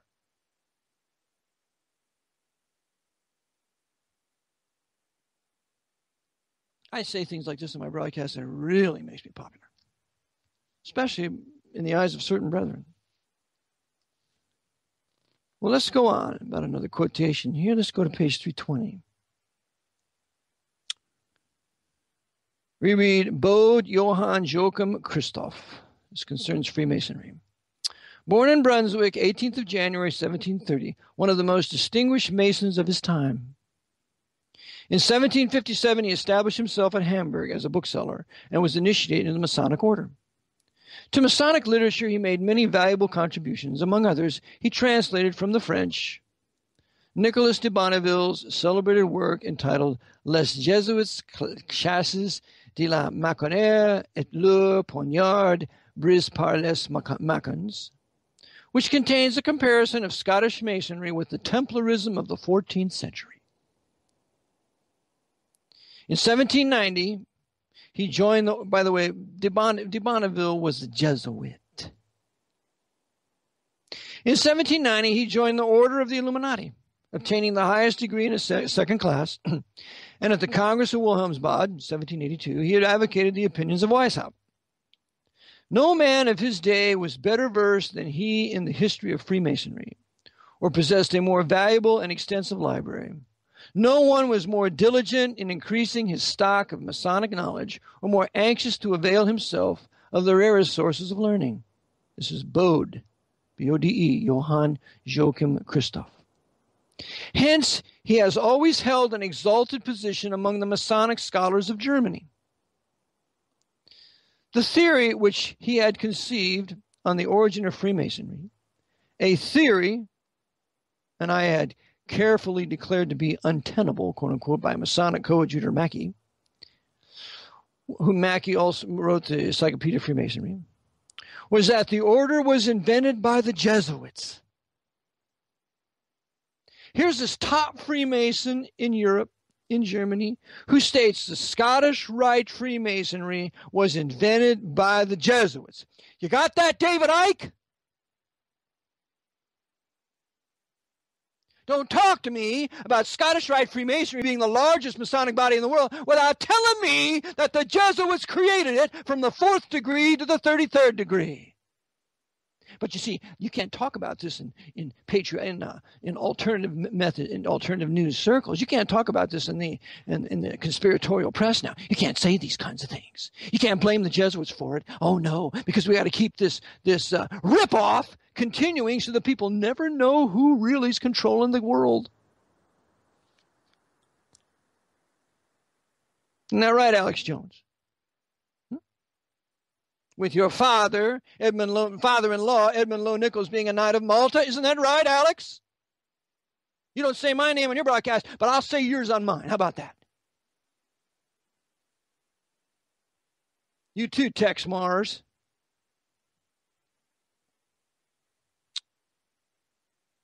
Was that the order was invented by the Jesuits in the 17th century as an instrument for the reestablishment of the Roman Church in England, covering it for their own purposes under the mantle of Templarism. That's right.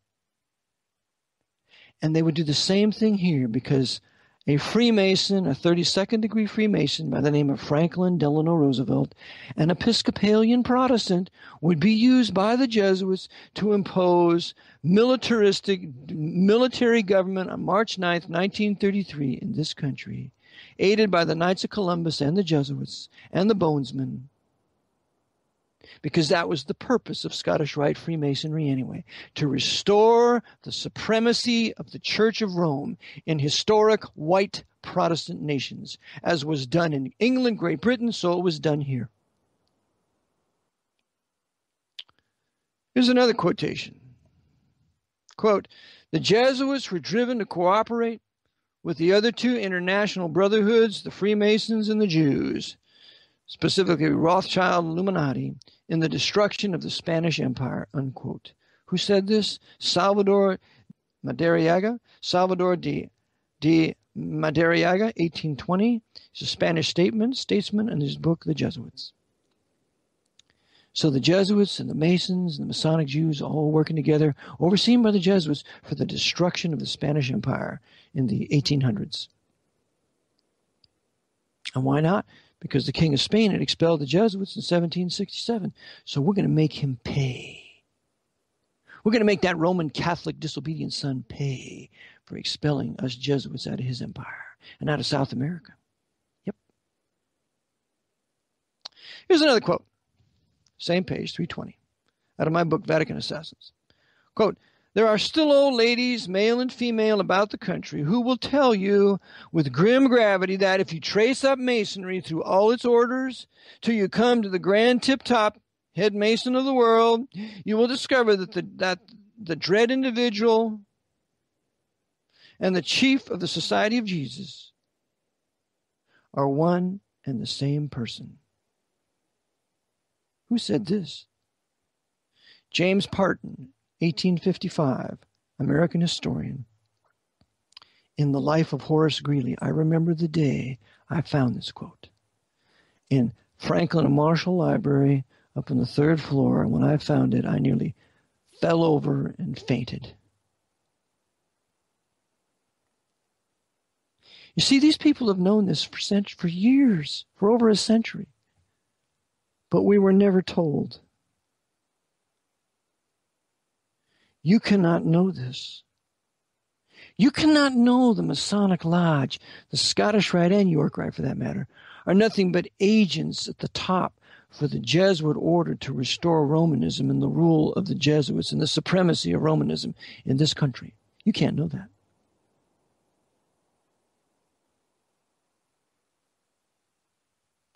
And if you Masons don't believe it, you're in denial and you're deceiving yourselves. And so all the power that you have, your economic power, being heads of certain big banks, and being in academia, and being the head in political matters throughout the country, you are willingly ignorant of the fact that you're being used to restore and to maintain now the supremacy of the Roman Brotherhood, the Roman hierarchy in this country, as overseen and directed by the Jesuit provincials in this country and the Jesuit assistant in Rome.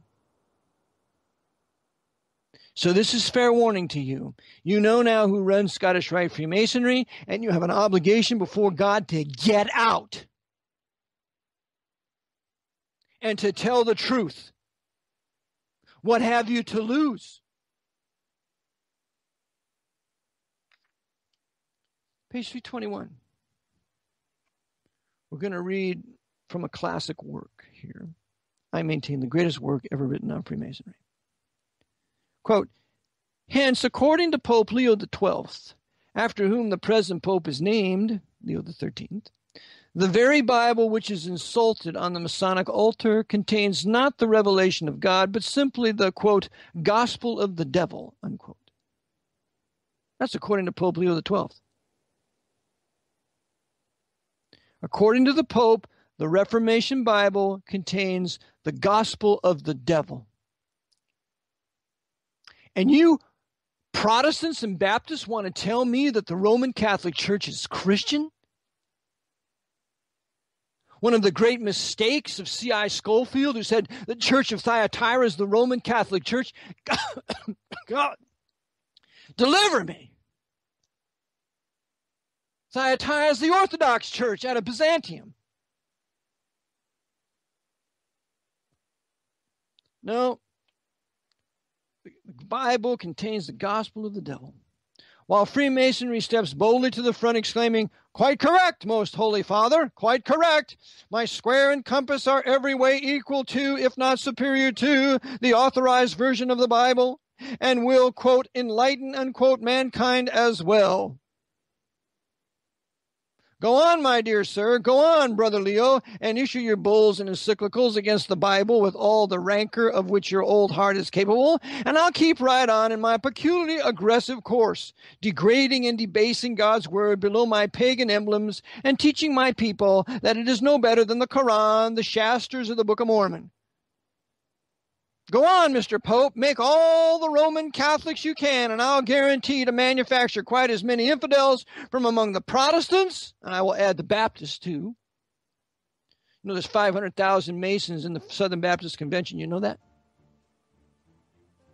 And between us, I think we shall be able to neutralize the great work of the Reformation and perhaps destroy biblical, Bible-based Christianity altogether, unquote. Edmund Ronayne, 1879, American ex-Romanist and converted Freemason. The master's carpet, or Masonry and Baal worship, identical. We'll be back. Continue our reading. This is 24/7 World Radio. This is Brother Jack. I invite you to listen to my broadcast on 247worldradio.com. I preach the gospel of the Lord Jesus Christ to the Polish-speaking people scattered around the whole world. Furthermore, I defend the Reformation in Poland, Polish Protestants and Baptists, and Polish Reformation Bible. I also expose the Counter-Reformation in my homeland, led by the Jesuits and by the Roman Catholic institution. Join me every Thursday at 5 p.m. Eastern Standard Time on 247worldradio.com.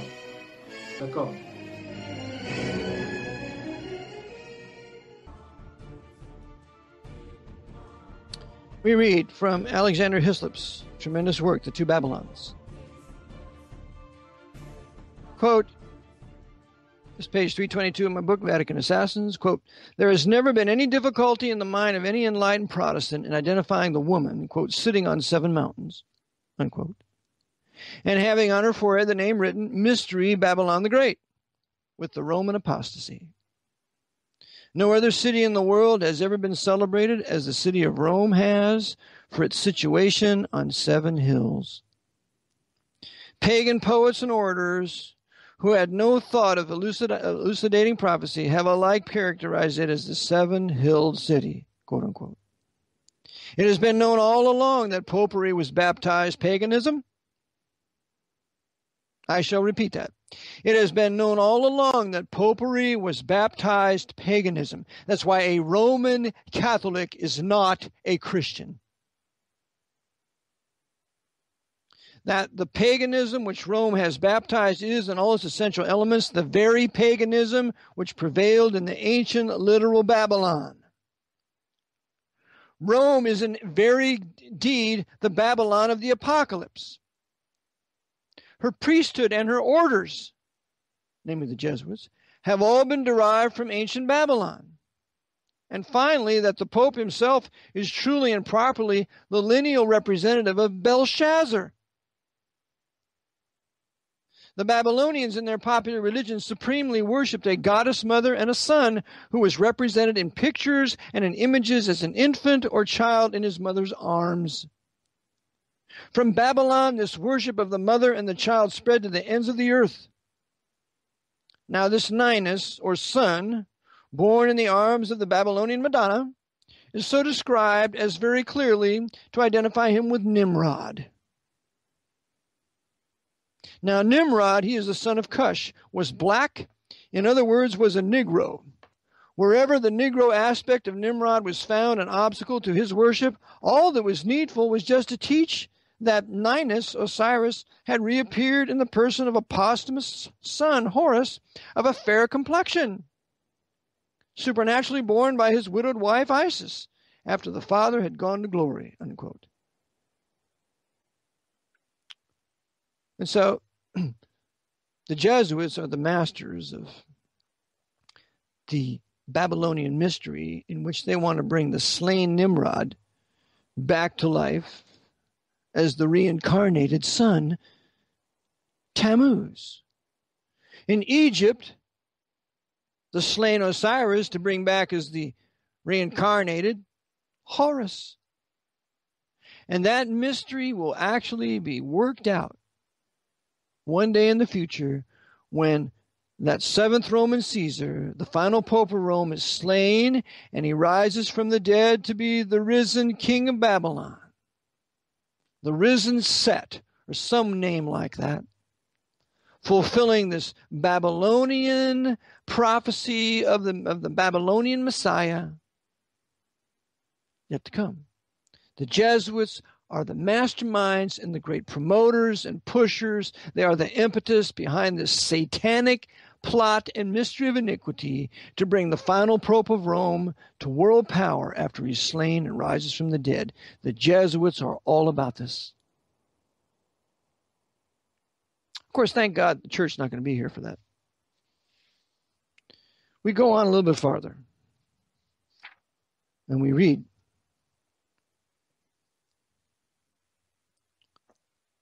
Martin L. Wagner, 1912, American Lutheran minister, Freemasonry and interpretation. See, here's when the Lutherans were not apostate yet, when they still preached from the Luther Bible.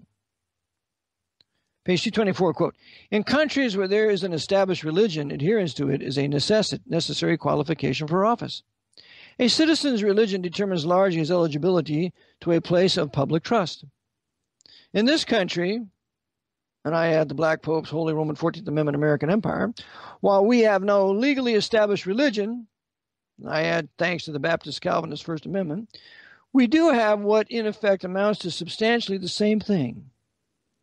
Masonry has become so powerful, so thoroughly organized, so thoroughly insinuated into the political life of our country that adherence to it has become practically a prerequisite to appoint or election to office.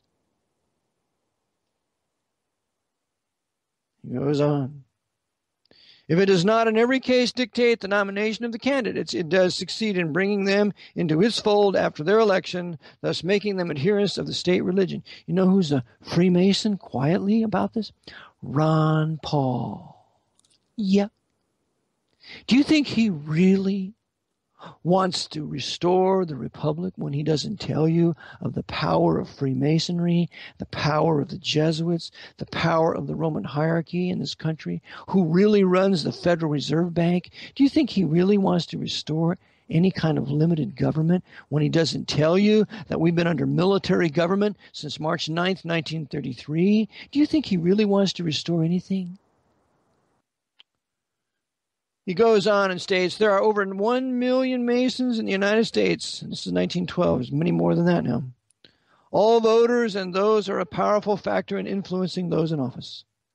Being a secret organization and governed by principles which are designed to exalt the order and its members, there is practically nothing to frustrate their designs.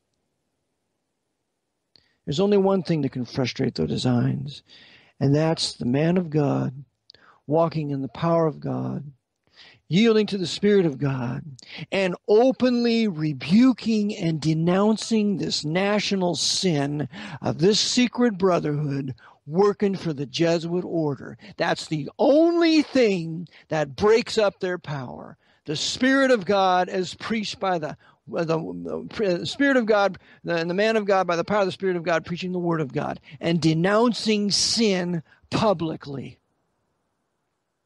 Remember, Cromwell said every preacher is a public man. We got to be public. There's nothing private about what we do. It's very public, what we say and what we believe.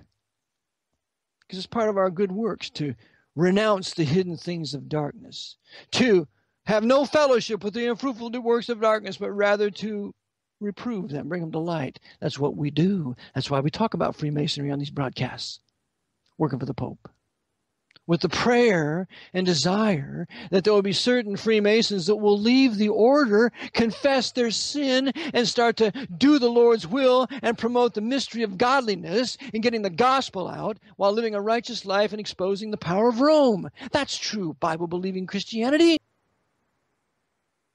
Be not deceived, God is not mocked. For whatsoever man soweth, that shall he also reap. And we're going to reap nationally in this country because of an apostate, Laodicean, God-forsaken church in this country that the Lord has spewed out of his mouth and going to give it over to men like to burn with fire, as in John 15, when you are the branches, I am the vine. If you don't bear fruit, you're cut forth, you're cast forth, and men take you and burn you. And that's what's going to happen here. We're going to be burned up. We're going to be taken off to concentration camps, killed, and probably incinerated. And remember, the first people that went to Auschwitz weren't Jews. The first people that went to Auschwitz were Protestant Czechs. We're not told that, are we? A little bit farther. Masonry has been made the religion of the state. We doubt whether any ecclesiastical power controls more completely the government of any country through the established church than does Masonry, the federal, state, and municipal governments of our land. This is 1912 now. Masonry, and I add secretly modeled after the devil's Egyptian, Isis, Horus, Seb, Luciferian, mystery Babylon religion, and directed by the Black Pope, is to all intents and purposes, and in its practical effects, the state religion in our country. The state religion in our country. It is the covenant that makes the Mason, quote unquote. And that, like the Jesuit having taken his perpetual vows, no law of the land can affect that covenant. No anathema of the church can weaken it. Once a Mason, always a Mason. Even the power of Jesus Christ, King of Kings and Lord of Lords, cannot, according to Masonic teaching, break that covenant or absolve the Mason from it. Quoting a Masonic authority, Martin L. Wagner, quoting that Masonic authority in his work, Freemasonry and Interpretation. You see how Masonry is subversive of political liberty? Not only Romanism and the Roman hierarchy and the Jesuit order and the Knights of Columbus and the Skull and Bones, but Freemasonry is subversive of political liberty. Why? Because it's run by the Jesuit general. Remember what Bode said? He said that the Jesuit general authored Scottish Rite, and it was patterned after the Templars.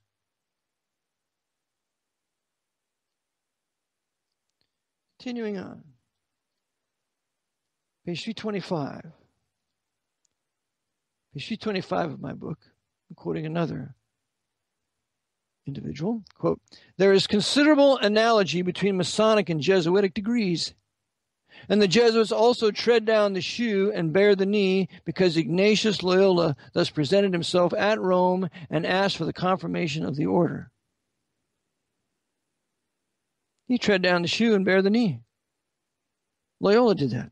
You know why? Because Loyola was a Spanish Templar. Uniting the suppressed Knights Templars for the founding of the New Templars called the Knights of the Virgin Mary, or renamed the Society of Jesus, that runs this country with 28 major Jesuit universities in this country, running all the banks. And there's a Jesuit university in nearly every city in which there's a Federal Reserve Bank. Who said this? Charles William Heckethorn, 1875. He's an English historian in his work, Secret Societies of All Ages and Countries. We read another quote here. Nicolas de Bonneville, a historian and literature born in Efferix in France, March 13, 1760. He was the author of a work published in 1788 titled The Jesuits, divided into two parts. Of the first, which was the subtitle, was, and gives that. His Masonic theory was that the Jesuits had introduced into the symbolic degrees the history of the life and death of the Templars, and the doctrine of vengeance for the political and religious crime of their destruction, and that they had imposed upon four of the higher degrees the four vows of their congregation, the Society of Jesus. Who said this? Albert G. Mackey, 33rd degree, 1917, American Masonic historian, Encyclopedia of Freemasonry. Now here's an excellent quote. We read, quote, the higher I went into the Jesuit order, the more corruption I saw within the institution. I was invited to attend a secret black mass by high-ranking Jesuits, including Superior General Pedro Rupe, in a monastery in the northern part of Spain. When I knelt to kiss the ring of the high official, I saw a symbol on that ring that made my blood run cold. It was a Masonic symbol, the compass in the square. A thing I hated, and I had been told to fight against it. I found out the Jesuit general was also a Mason and a member of the Communist Party in Spain. The Black Pope controlling communism and papal fascism. Who wrote this? Alberto Rivera, 1979, Spanish-American ex-Jesuit, in his work, published by Chick Publications, titled Alberto. And he was a Jesuit, and his testimony was true. Jesuit general's a Mason. Going on farther, we read,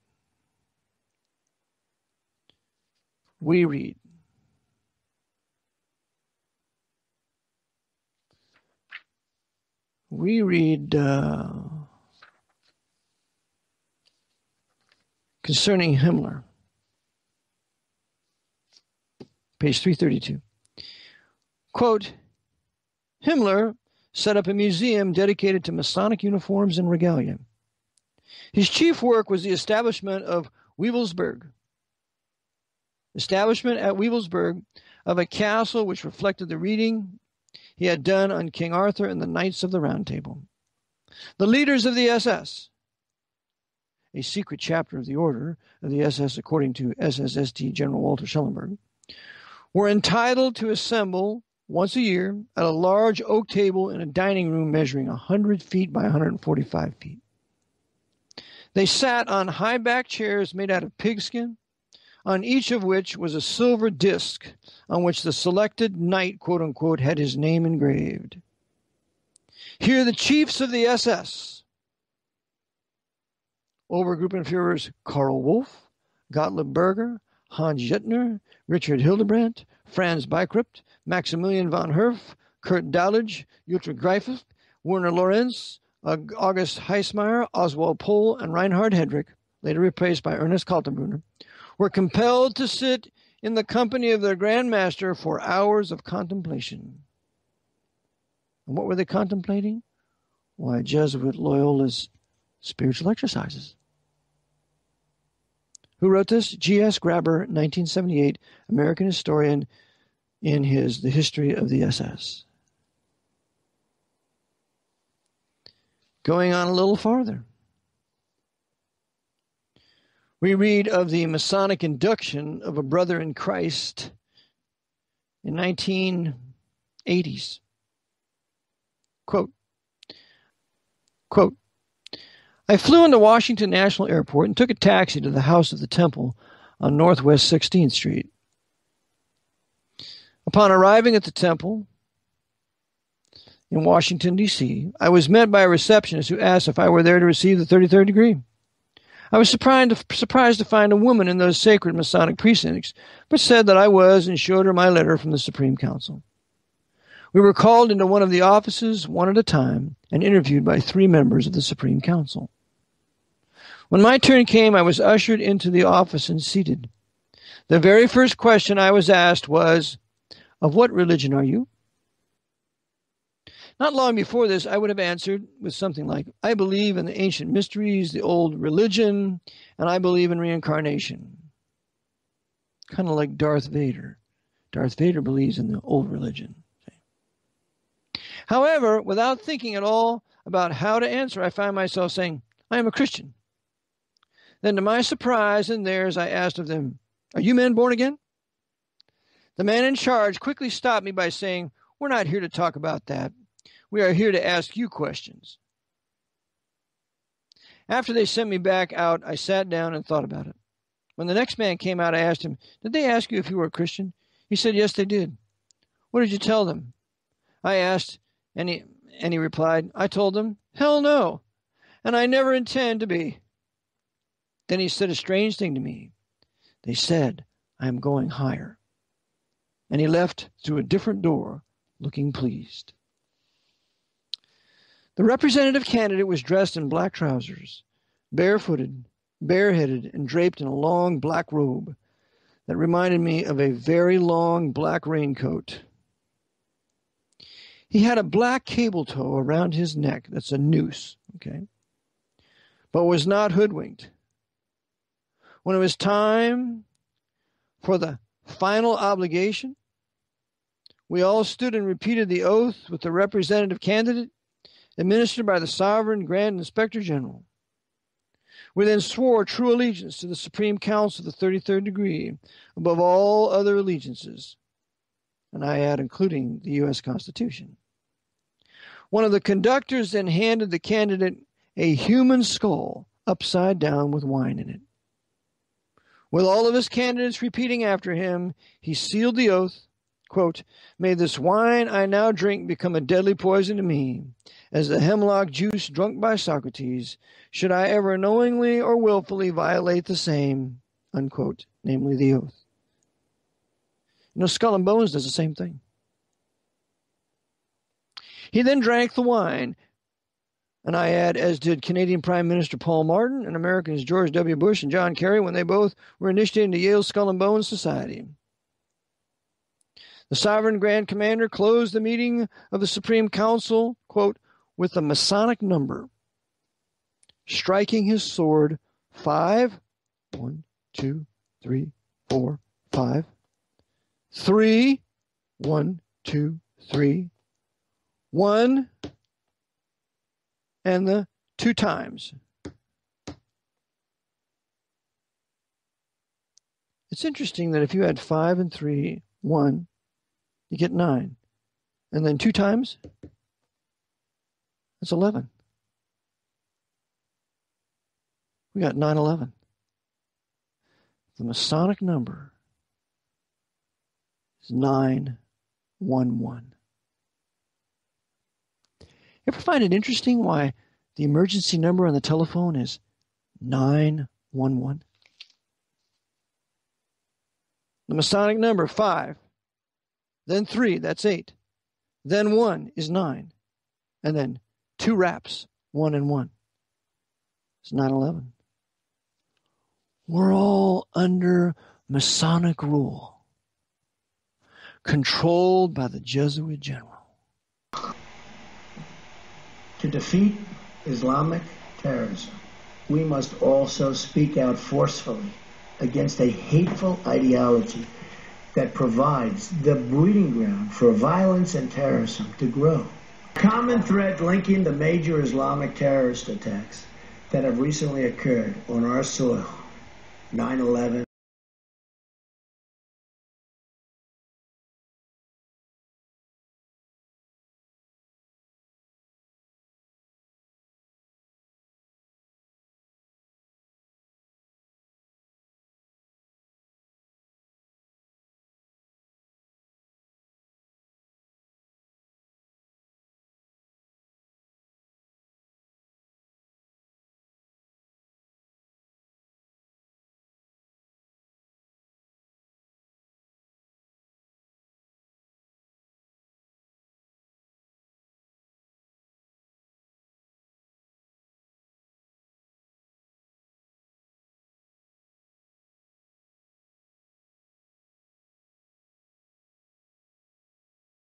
the Fort Hood shooting,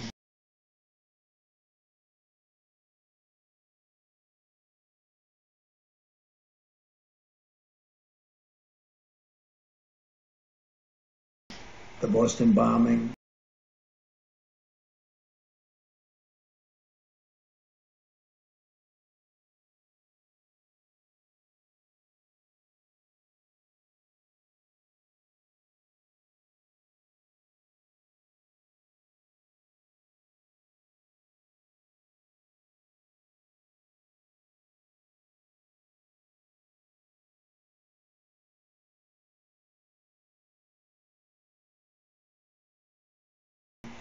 the San Bernardino attack, the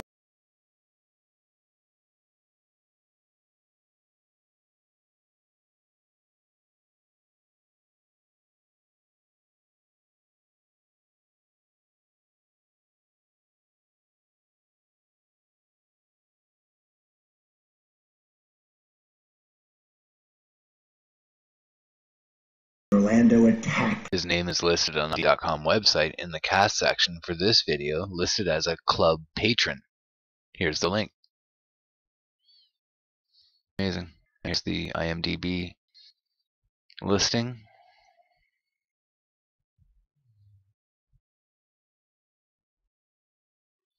There's him. Spirit of Orlando. He's a star in Spirit of Orlando shooting. And I think it's time we started talking about it. I think it's time that we started doing something about it.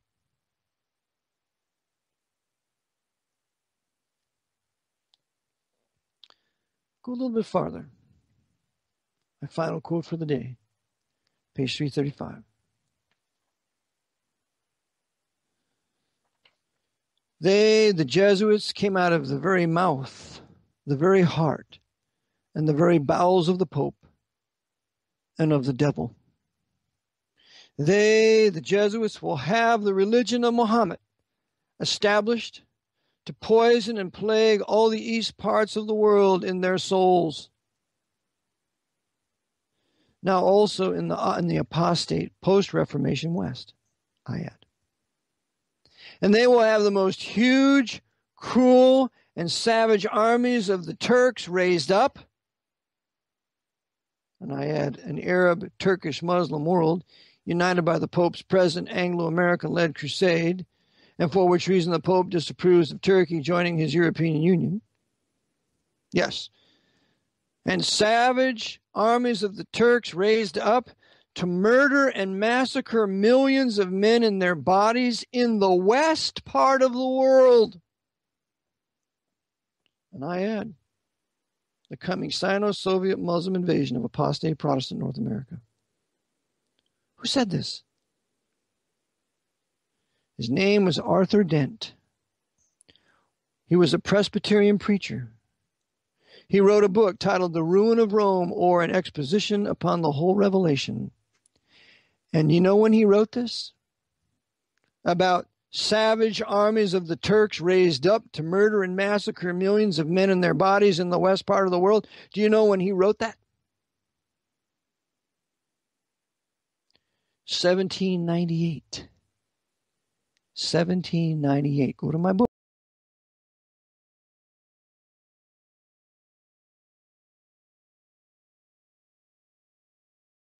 The headquarters of the conspiracy in Washington City was the house of a Roman Catholic family, of which Mrs. Mary Surratt was the head, and that all of its inmates, including a number of boarders, were devoted members of the Roman Catholic Church. This house was the meeting place, the council chamber of Booth and his conspirators, including Mrs. Mary Surratt and her son, John H. Surratt, who, next to Booth, were the most active members of the conspiracy in preparation for the execution of the plot.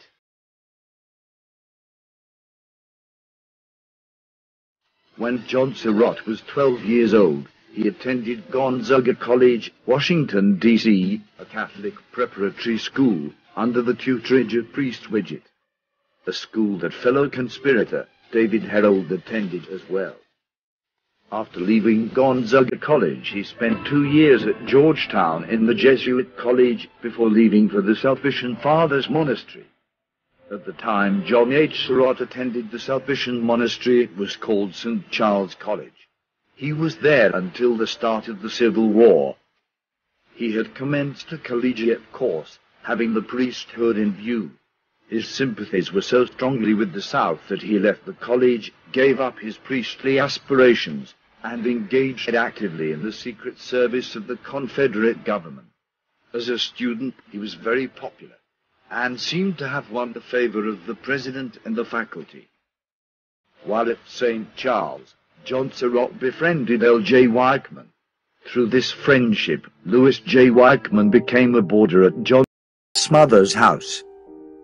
L.J. Weichman became an important witness, and through his testimony it was learned that Booth's business there was always with John H. Surratt, and in his absence with his mother, and that it was always strictly private and confidential in its character.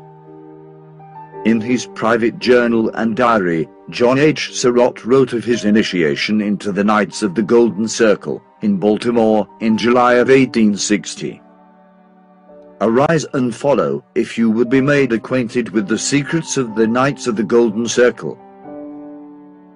John Surratt was standing outside Ford's Theatre on the night of the assassination, calling the time 3 times in succession at short intervals, the last time calling 10 minutes past 10, and walking rapidly away, did not return.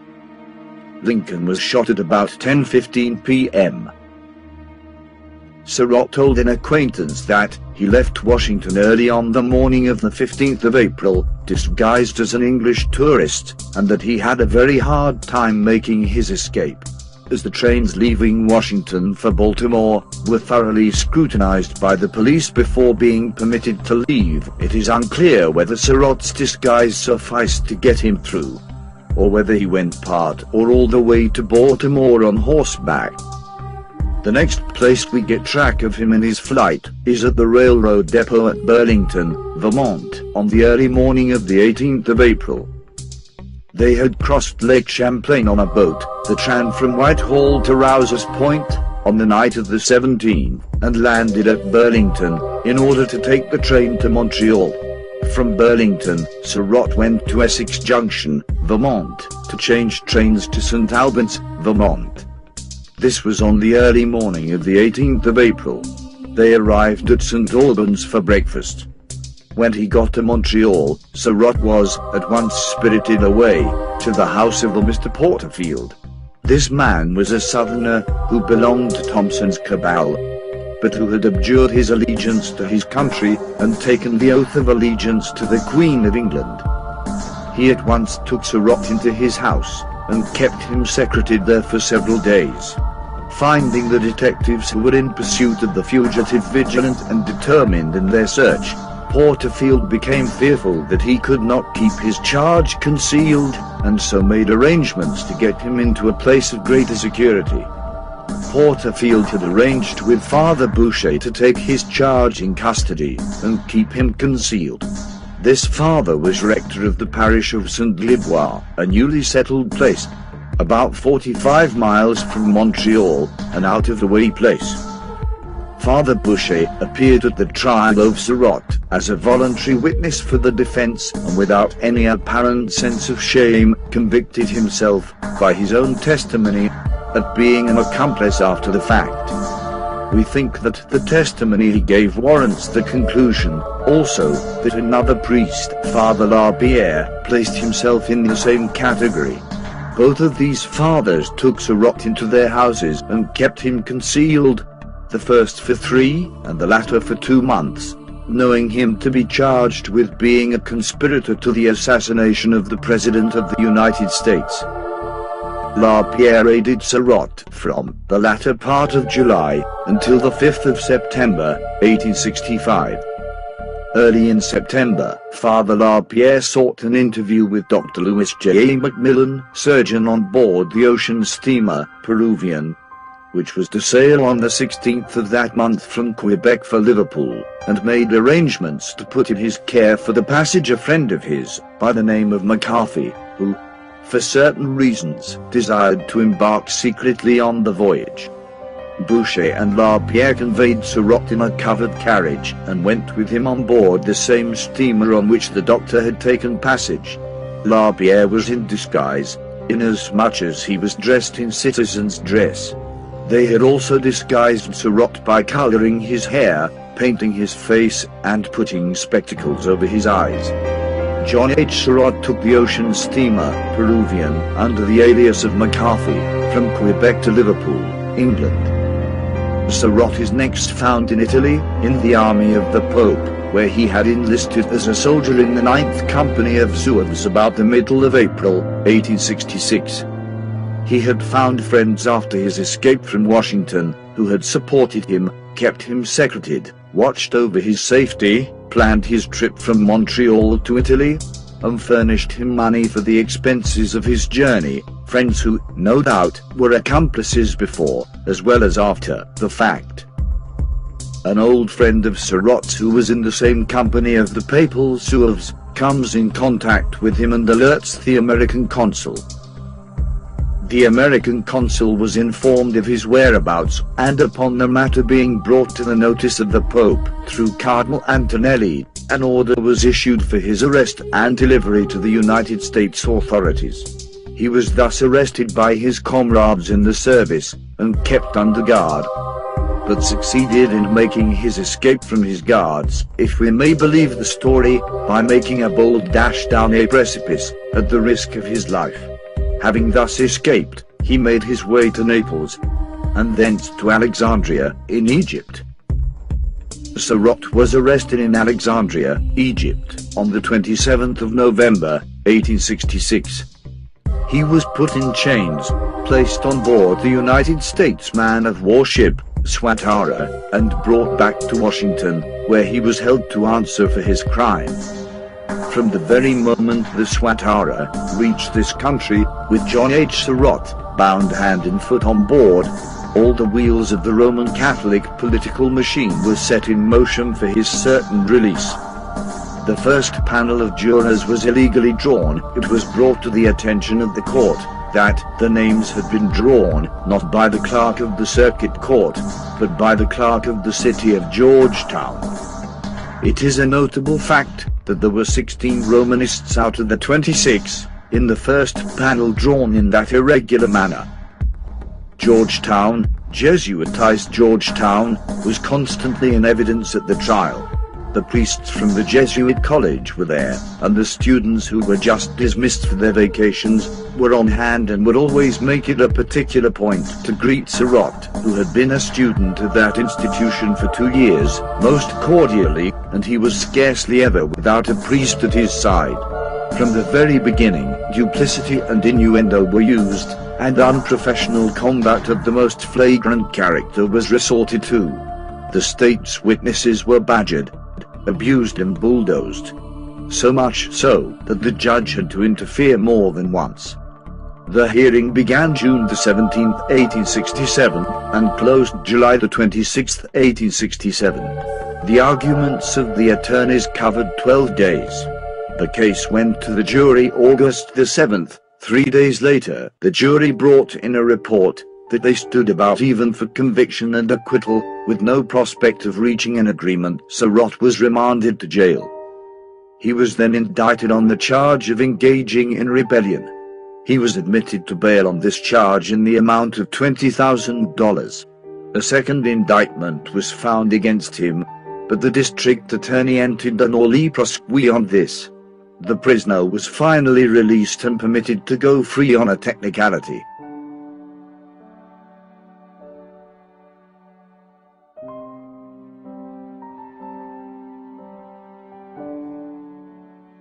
Booth, the ringleader, was born and reared a Protestant. He was only a nominal Protestant, however. He was a man of the world, a drunkard and a libertine, and utterly indifferent to matters of religion. That under the influence of his associations in the conspiracy plot, he had become a convert to Catholicism, was shown by the fact that, on examination of his person after his death, it was found that he was wearing a Catholic medal under his vest.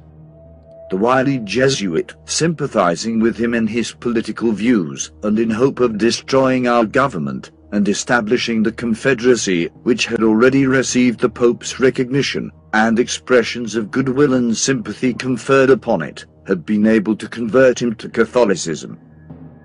As was stated earlier, Booth was initiated into the KGC in the fall of 1860. Edward Spangler was an employee at Ford's Theatre, who Booth recruited to help him with various preparations at the theatre for the night of the assassination. On the night of the assassination, Spangler had a boy named Joseph Peanuts Burroughs, a helper at the theatre, hold Booth's horse while Booth carried out the assassination. Immediately after Booth shot Lincoln and jumped from the presidential box, Spangler had faithfully redeemed his promise to render him all the aid he could by keeping the passage to the door clear at the critical moment, and also by doing all he could to retard pursuit. When a fellow employee cried out, "That was Booth," Ned ordered him to shut up, saying, "You don't know who it was." A man by the name of Stewart chased Booth into the alley, and testified that he saw Spangler, or someone resembling him, by the door, and that he could have prevented Booth's exit had he been so disposed. From Ford's Theatre, Booth fled to southern Maryland, where he met up with Davy Herold somewhere on the road to Surrattsville, Maryland. Booth and Herold then stopped by John Lloyd's Tavern and picked up 2 carbines, Booth's field glasses, and whiskey. These items were left there previously for this very occasion. At Mrs. Surratt's trial, the owner of Lloyd's Tavern, John Lloyd, testified that, a couple weeks before the assassination, John Surratt, George H. Surratt, and David Herold arrived at his tavern and told him to hide 2 carbines with ammunition, also a rope 16 feet in length, and a monkey wrench. Lloyd also stated to the court that, on the Tuesday before the assassination, Mary Surratt and Louis J. Weichman visited him. She told me to have those shooting irons ready that night. There would be some parties who would call for them. She gave me something wrapped in a piece of paper, which I took upstairs and found to be a field glass.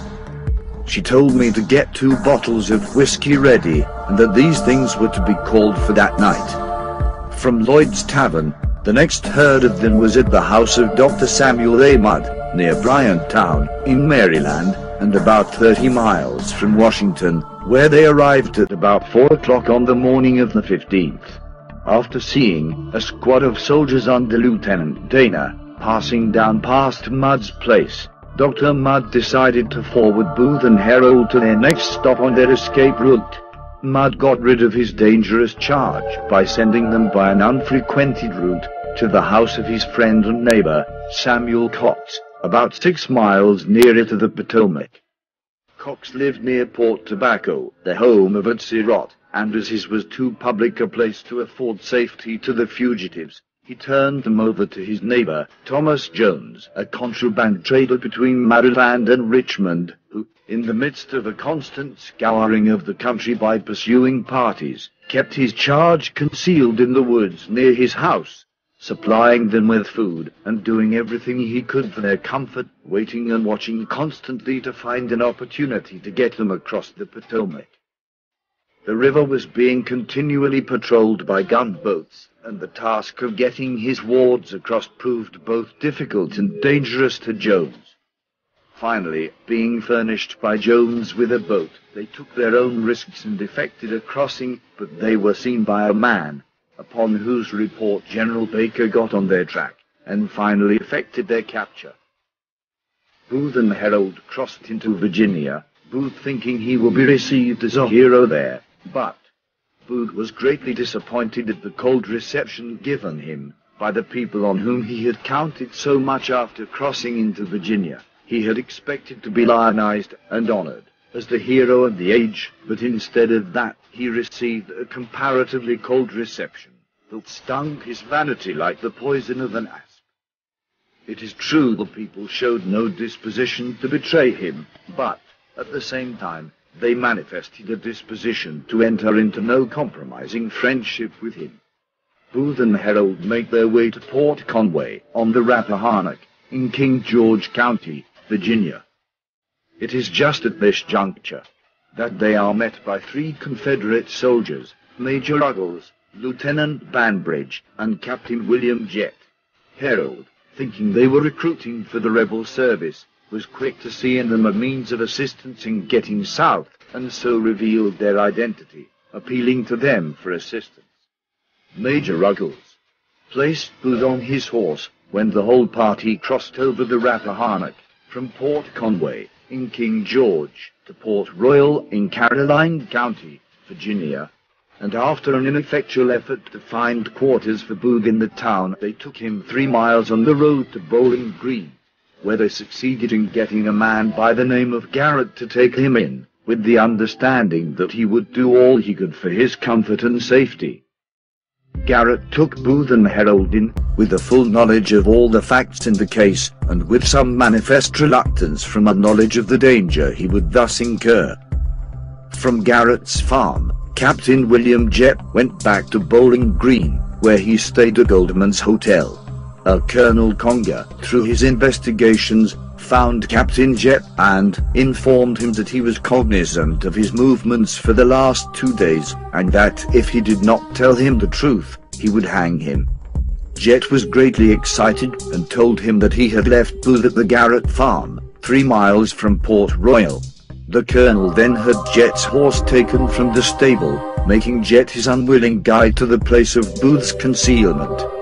They were ordered to come out and surrender themselves, which Booth refused to do. After a considerable parley, Harold came to the door and gave himself up. Booth still refusing to surrender, a wisp of hay was fired, and thrown in on the hay in the barn. The hay illuminated the barn, and Booth was seen with his carbine. At this moment, Sergeant Boston Corbett of the 16th New York Cavalry fired at Booth through a crack in the barn, upon his own responsibility, and struck him on the back part of his head, very nearly in the same part where his own ball had struck the president. With the coming of the morning of the 26th of April, 1865, 12 days after the commission of his crime and commencement of his flight, the malefactor expired. After the death of Booth, he was found to be wearing a Catholic Agnus Dei medal. The significance of this medal is, the translation of Agnus Dei is Lamb of God. It indicates sacrifice, the shedding of blood. The writer is informed by an ex-Romanist who examined the medal that it was made in Rome, probably sent directly from the Pope. Edward Spangler, the employee at Ford's Theatre, was arrested on April 17, charged with being an accomplice to John Wilkes Booth. Spangler was found guilty and sentenced to 6 years at Fort Jefferson, in the Dry Tortugas, 70 miles off Key West, Florida. At about the age of 14, Samuel Mudd attended St. John's Roman Catholic boarding school in Frederick City, Maryland. 2 years later he enrolled in Jesuit Georgetown University, where he completed his collegiate course. Dr. Samuel Mudd, with his contacts, was more than likely a knight of the Golden Circle, as it was known that he met with Booth and other knights in the middle of November 1864 at St. Mary's Church in Bryantown, Maryland. There is no doubt that all the conspirators were members of the Knights of the Golden Circle. Samuel Mudd's house was on the escape route and helped Booth and Herold the night of the assassination. David Herold was born in Maryland. He grew up in a house near the Washington Navy Yard. He attended Jesuit Gonzaga College High School and Jesuit Georgetown University. Herold became friends with John Surratt, who also attended Gonzaga College High School and Georgetown University. It is likely that Booth recruited Herold in the assassination plot because of his extensive knowledge of Southern Maryland.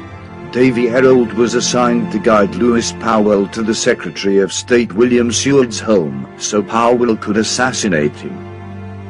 Powell's attempt faced complications, and screams were heard from the Secretary's house. So Herold left Seward's house, leaving Powell there, and met up with Booth after the assassination of Lincoln, somewhere on the road to Surrattsville, Maryland. David Herold gave up and turned himself in at Garrett's farm without a fight. He was convicted for his role in the conspiracy and hung on July 7, 1865, at Fort McNair, Washington, D.C. Dr. Samuel Mudd was arrested and charged with conspiracy to murder President Lincoln. On June 29, 1865, Mudd was found guilty. He was imprisoned at Fort Jefferson, along with Edward Spangler.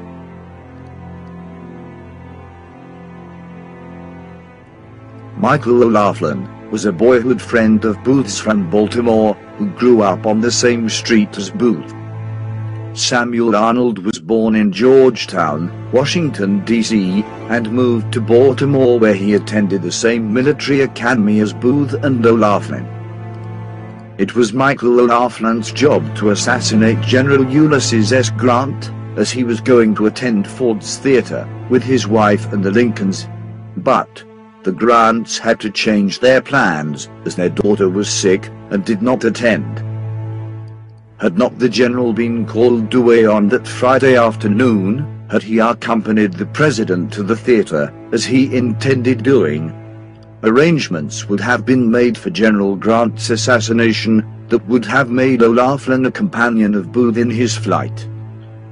Samuel Arnold attended a meeting in late March 1865 with Booth, Surratt, O'Laughlin, H. Surratt, and a man with the alias of Mosby. At this meeting Samuel Arnold said, he told Booth then that if the thing did not take place that week, he would withdraw. Booth got angry at that, and said he ought to be shot for talking in that way. He said that he replied to Booth that two could play at that game, and that he withdrew from the conspiracy at that time. Sam Arnold found employment at Fortress Monroe, and was there at the time of the assassination. But because of the letter written to Booth from Arnold, in which he showed his enthusiasm and willingness to complete the assassination plan, he was charged and found guilty. None, no, not one, were more in favor of the enterprise than myself.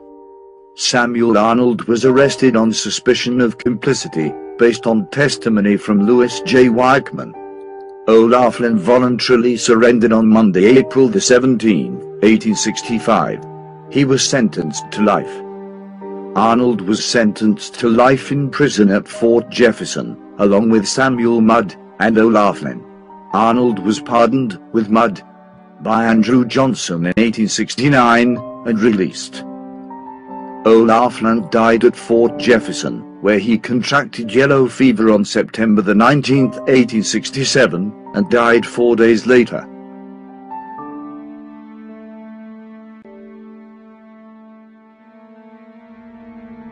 Lewis Thornton Powell, also known as Lewis Payne, was born in Randolph County, Alabama.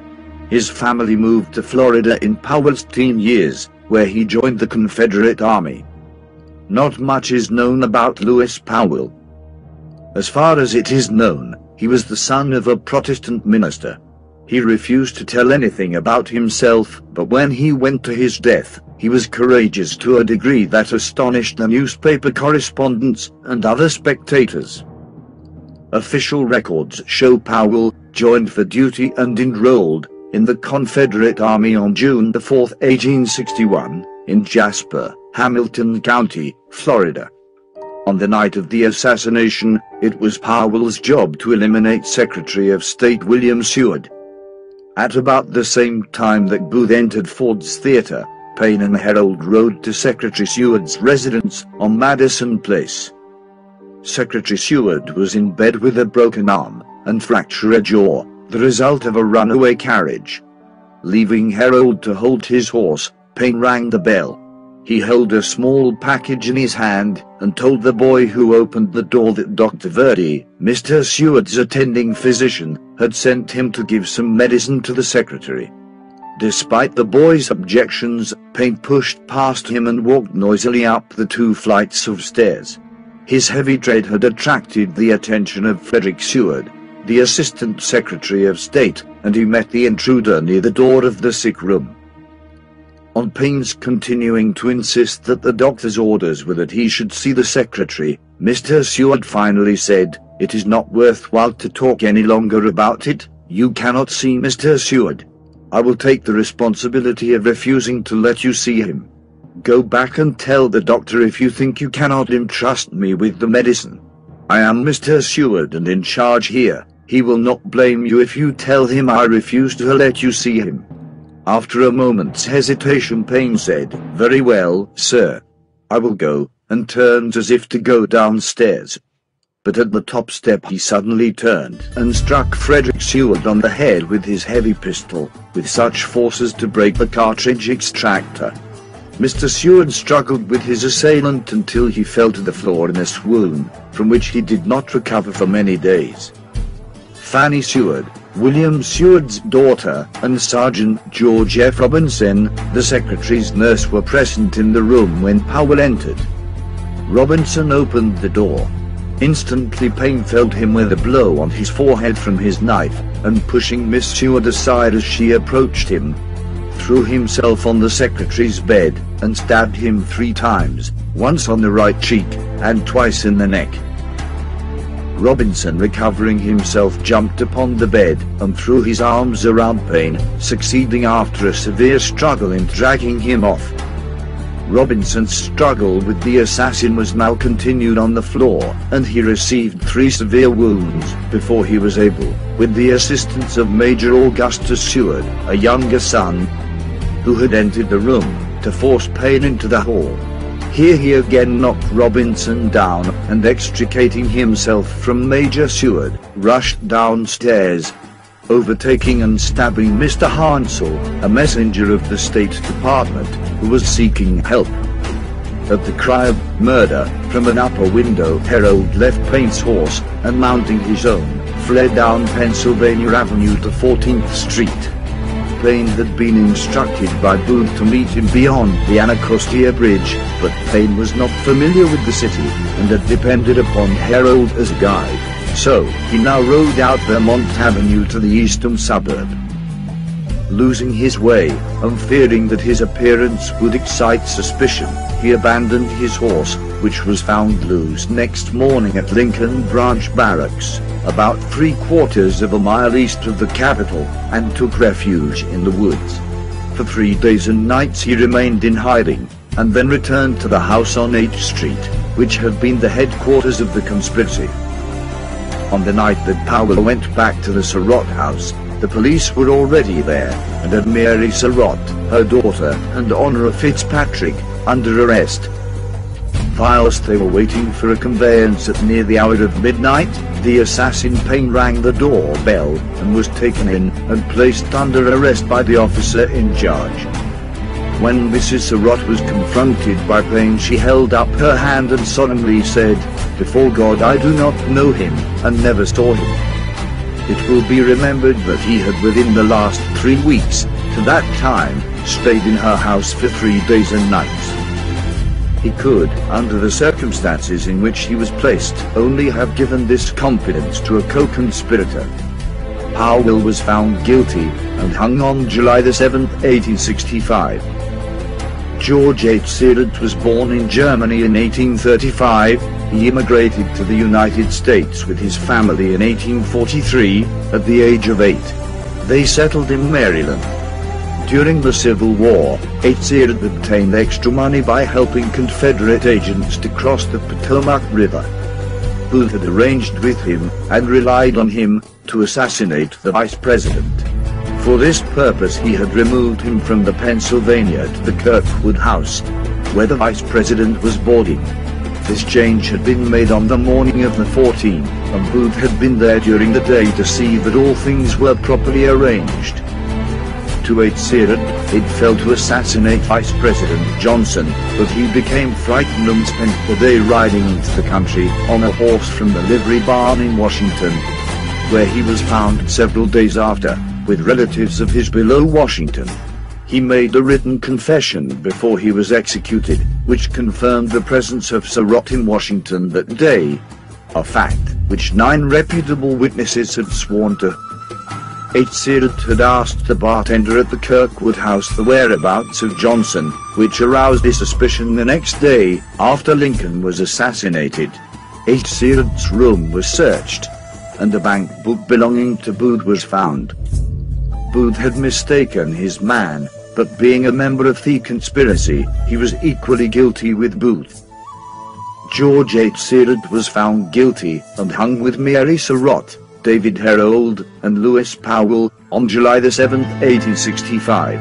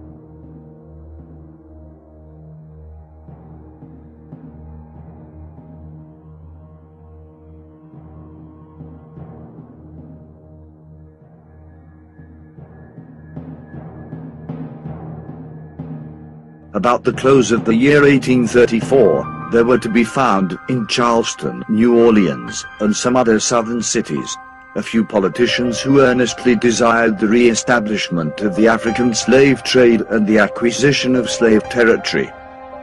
These men formed clubs called the SRCs. They had signs of recognition, by which they made themselves known. In the year 1852, the SRCs had become more numerous, and their organization was more highly perfected. In 1855, it was noticed that the anti-slavery sentiment in the North was growing still stronger.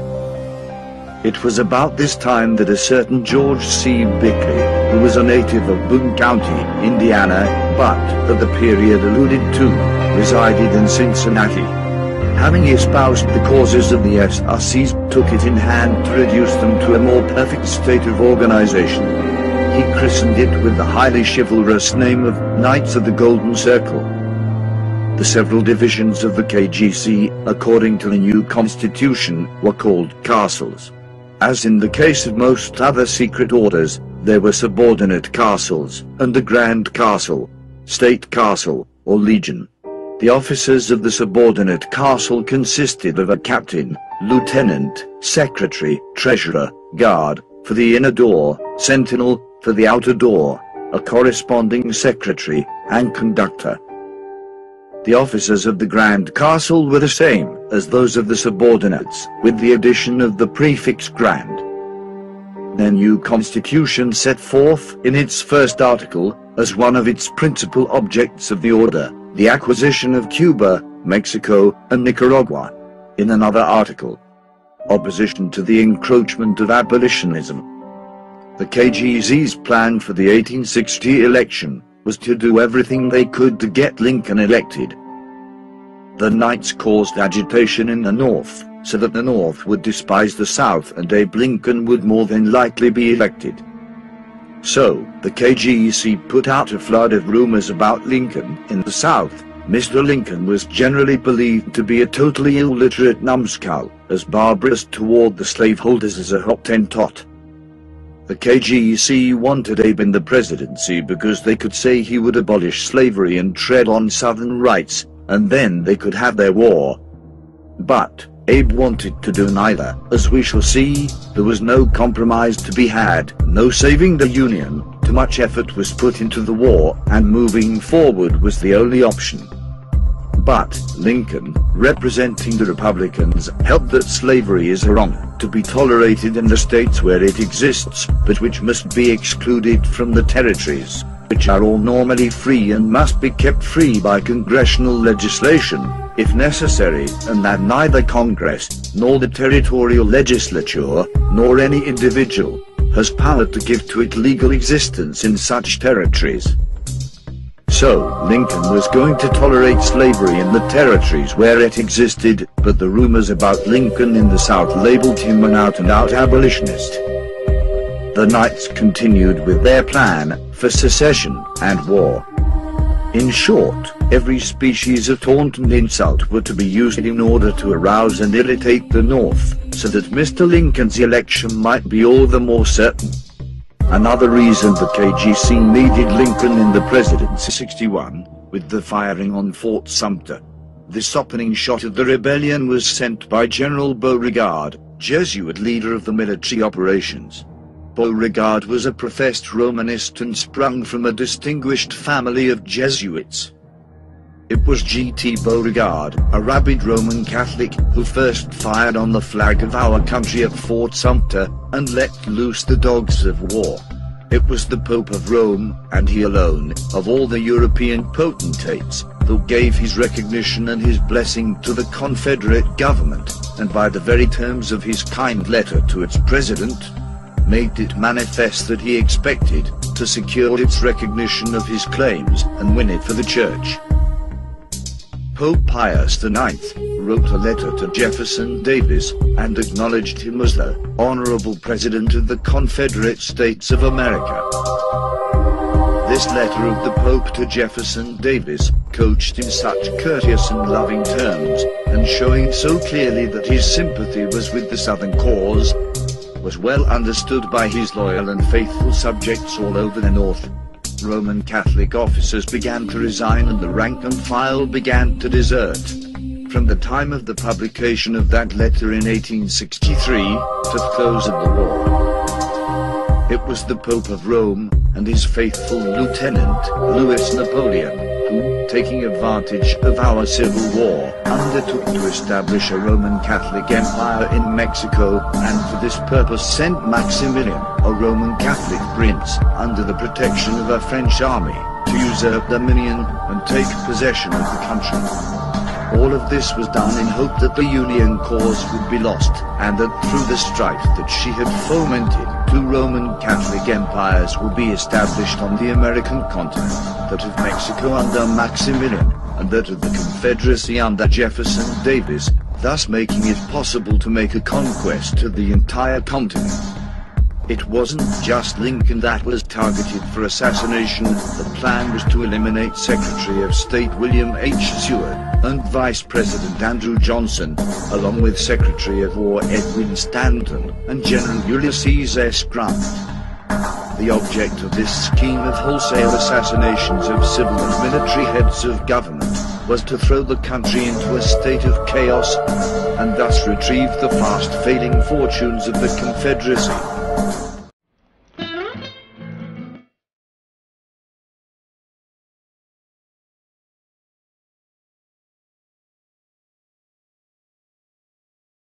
The scheme to aid the rebellion by the assassination of the President, the Vice President, the Secretary of State, the Secretary of War, and the General in command of our armies was concocted by the emissaries of the rebel government, who kept their headquarters in Montreal, Canada.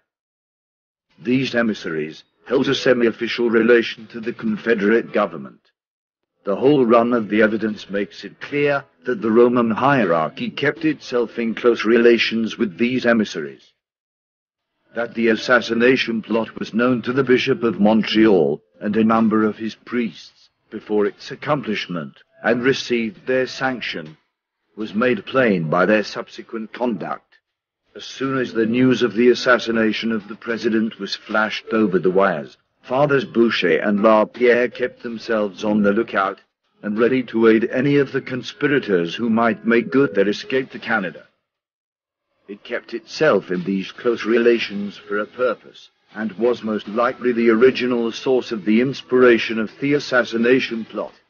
These rebel emissaries were Jacob Thompson of Mississippi, Clement C. Clay of Alabama, and Beverly Tucker of Virginia. These had associated with them as helpers George N. Sanders, Dr. Blackburn, and others, men who preferred to fight in the field of political strategy rather than on the field of battle. These agents of the rebel government entered into a contract with J. Wilkes Booth and John H. Surratt to carry out their scheme, and also aided them in the selection of their subordinates.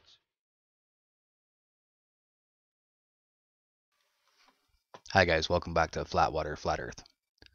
So I've been working on a couple movies lately, trying to further expose the Illuminati, Vatican, Zionist conspiracy that runs the world. And as I was putting that together, I've been using or trying to source and cite from a researcher named Eric John Phelps.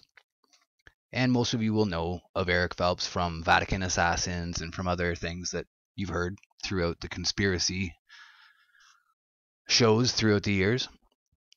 And I remember a long time ago, I, just like many of you, dismissed Eric John Phelps. I dismissed that his, the Vatican, what was they used to call them?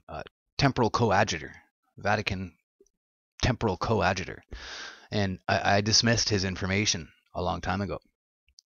And I thought that it was more of a Zionist-controlled platform. And I thought that that's where the power laid or lies. So, not taking away from that, that is absolutely one of the major players. The Zionists are running the Western world, and they're one of the big players for sure. But now I think that the Vatican is ultimately at the top. So that's what this is about, is who is at the... was because Stephen A. Douglas, who was second to Lincoln in the popularity vote, did not fit in with their plans. In the South, the Democracy was almost a unit in opposition to Douglas, holding, as they did, that Douglas free soilism was far more dangerous to the South than the election of Lincoln, because it seeks to create a free soil party there, while, if Lincoln triumphs, the result cannot fail to be a South united in her own defense. On the 25th of October, 1860, in Augusta, South Carolina, the governor, William Henry Gist, the congressional delegation, and other leading South Carolinians met and decided that in the event of Mr. Lincoln's election, that state would secede. On Tuesday, November the 6th, 1860, Abraham Lincoln was elected 16th President of the United States. Lincoln won entirely on Northern support. He was not on the ballot in 10 Southern states, and won only 2 of 996 counties in all the voting Southern states.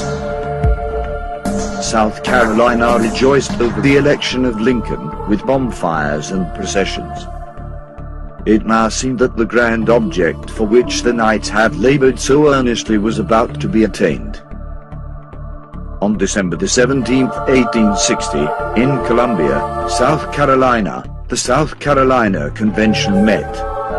The next day and following days, it met there at Secession Hall, listening to stimulating addresses. Among the statements made by orators were several clear admissions that the rebellious conspiracy had existed for very many years, and that Mr. Lincoln's election was simply the long-sought-for pretext for rebellion. 2 South Carolina politicians were quoted as saying, "Most of us have had this matter under consideration for the last 20 years.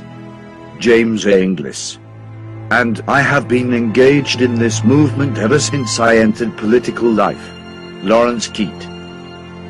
Plus, other South Carolinians, such as politician Robert Barnwell Rhett, lawyer, and Confederate Brigadier General Maxcy Gregg, as well as a Mr. Parker, made comments about how this was the end of a plan set in motion many years before. The action of the South Carolina legislature in calling an unconditional secession convention acted among the southern states like a spark in a train of gunpowder. Now we shall see, there was no alternative. The KGC had much power, and war is what they wanted. Alexander H. Stephens, who was from Georgia, spoke out against secession, and argued that the mere election of Lincoln did not matter, as the House of Representatives is largely in the majority against him. In the Senate he will also be powerless. There will be a majority of 4 against him. In an address issued by Governor McGoffin of Kentucky to the people, he said, "To South Carolina and such other states as may wish to secede from the Union, I would say, the geography of this country will not admit of a division. The mouth and sources of the Mississippi River cannot be separated without the horrors of civil war. We cannot sustain you in this movement merely on account of the election of Mr. Lincoln. Kentucky is a border state, and has suffered more than all of you. If you secede, your representatives will go out of Congress and leave us at the mercy of a black Republican government. Mr. Lincoln will have no check. He can appoint his cabinet and have it confirmed. The Congress will then be Republican, and he will be able to pass such laws as he may suggest. The Supreme Court will be powerless to protect us. We implore you to stand by us and by our friends in the free states." So as we can see, Lincoln was in the minority, and would not have been able to do much, as he would have faced heavy opposition in the House, Senate, and Congress. On December the 20th, 1860, it was declared, "We the people of the state of South Carolina in convention assembled do declare and ordain, and it is hereby declared and ordained, that the ordinance adopted by us in convention on the 23rd day of May, in the year of our Lord 1788, whereby the Constitution of the United States of America was ratified, and also all acts, and parts of acts of the General Assembly of this state, ratifying the amendments of the said Constitution, are hereby repealed, and that the Union now subsisting between South Carolina and other states, under the name of the United States of America, is hereby dissolved. After the election of Lincoln, the Knights went to their next step, which was to recruit as many Confederate sympathizers as possible. The Knights of the Golden Circle rushed to set up as many castles as they could. These castles were similar to lodges in Freemasonry. Once Lincoln was in office, the KGC's plan was that every man among them who had education enough to read the ritual was delegated to go forth and organize castles wherever he could find the material to construct one. At this point, the agents were to say nothing of the principles of the original establishment of the KGC, that is, the re-establishment of the African slave trade and the acquisition of slave territory. It was always represented to outsiders as a strictly anti-submission order, only designed to aid in the securing of Southern rights. New degrees were instituted, which were called preliminary degrees. In these the candidates saw but little of the inner beauties of the castle. The castles of the KGC were divided into the inner and the outer castle. After the preliminary degrees, the initiate reached the inner castle. None but those known to be out-and-out secessionists were allowed into the Holy of Holies. The inauguration of Lincoln being near at hand, some of the KGC bethought themselves that it would be a fine idea to assassinate him and capture Washington, afford an opportunity to rob the national treasury, and thus secure the entire field in advance. I am ashamed to own that there were not a few sneaking devils north of Mason and Dixon's line who counseled this diabolical policy and promised assistance. In 1822, the Roman Catholic monarchies of Europe conspired with the Vatican to destroy the concept of popular government, as found in the experiment of the United States, by means of infiltration, subversion and corruption. The tools used were the Leopold Foundation, which was set up by Prince Metternich of Austria and the Jesuit order, and Abraham Lincoln was a major opponent. He was a representation of that popular government. The St. Leopold Foundation is a great Jesuit spy system which is not confined to the ecclesiastics of the Roman Church, but embraces every element of society, from the private secretary of the President in the White House, to the Catholic servant girl employed in the Protestant American families. Nor, indeed, is it restricted to Roman Catholics, for the Jesuits do not hesitate to use non-Catholic tools whenever it is possible.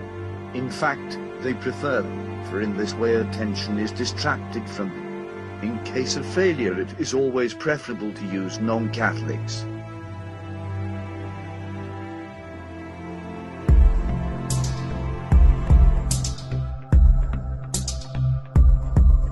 John Wilkes Booth became a member of the Knights of the Golden Circle in Baltimore in the fall of 1860, in a residence opposite the cathedral.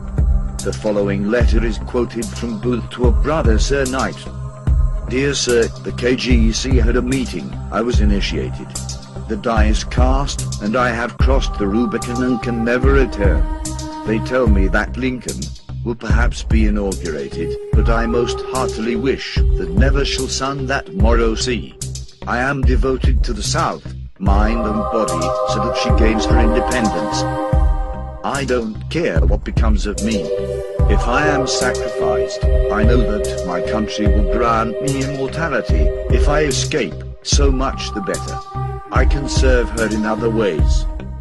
One thing is very clear to my mind, the South must take some decisive steps. She must throw a bombshell into the enemy's hand that shall spread terror and consternation wherever it goes. You know what I mean, so don't be surprised. Sincerely yours, John Wilkes Booth. 20 men had been hired in Baltimore to assassinate the president-elect on his way to Washington.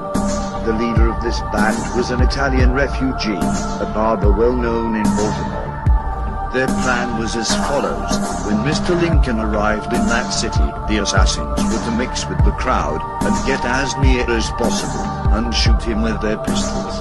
If he was in a carriage, hand grenades had been prepared, such as Orsini used in attempting to assassinate Louis Napoleon. The assassins had a vessel lying ready to receive them in the harbor. They were to be carried to Mobile in the seceded state of Alabama. The first Archbishop of Baltimore left his indelible stamp on that diocese, as was clearly demonstrated during the Civil War. For every plot to assassinate President Lincoln, there were many, was hatched in Baltimore. In fact, Baltimore is the Vienna of America. The assassination plot on Inauguration Day was found out by Alan Pinkerton, a detective from Chicago, working in Baltimore. He relayed the message through Norman B. Judd, a close friend of Lincoln's. The plan was to take a train to Washington earlier than scheduled, but it was a difficult matter at first to convince him of the seriousness of it.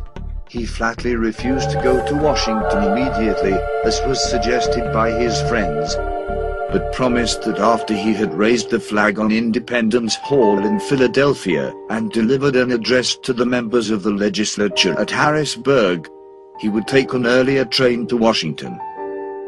The party took the 6 o'clock train out of Philadelphia quietly without attracting any publicity, and as Mr. Lincoln was soundly sleeping, the train whizzed through Baltimore and got him to Washington early in the morning, where he was taken in charge by the largest military and Secret Service escort the president ever had been surrounded with. Thus was the first of Rome's assassination plot thwarted. On March 4, 1861, Abraham Lincoln was sworn in as 16th President of the United States. Mr. Lincoln had no idea of the rottenness and treason which were there to face him in Washington. Almost every department in Washington was headed by a traitor to the government, for the arch-plotters had been placing their trusted tools preparatory to the final blow. The awakening of the President and the North came on the morning of April the 12th, 18... One of the things that I experienced during my travels was, and I showed this in my other movie, there's some photographs of it, I'll throw some in here, of the Medici Chapel. And out of all the places that I went in Rome and in Italy, I went through quite a few places in Italy. Of everything that I saw there, the most impressive stuff was at the Medici Chapel. The catacomb, or the tomb there, it's up in the top of the church, but the tomb that he built there for the Medicis, which are one of the black nobility, was unbelievable. The artwork in there, the the statues that Michelangelo made for each of the Medici tombs that are there are incredible. They destroy his David. They destroy most of the other artwork. They were unbelievable. The amount of money that was spent just on one of those tombs is an astronomical sum. It's unfathomable. I can't imagine what that entire chapel, that entire area must have cost for them to build. And ever since then, I continued to look into who were the Medicis. And if you look up, and I'll show you the Vatican assistancies here, you'll see that at the top of the Illuminati families, the Illuminati bloodline families, the Medicis are one of those families. And now, more than this, obviously, there's a lot of things to put together here.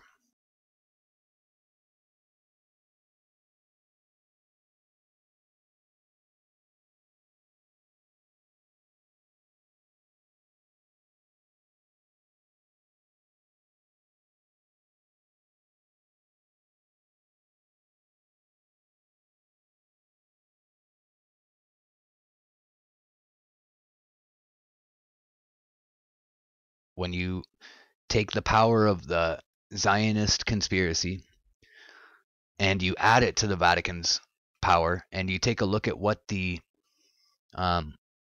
Zionist principles are, you see that they are a perfect match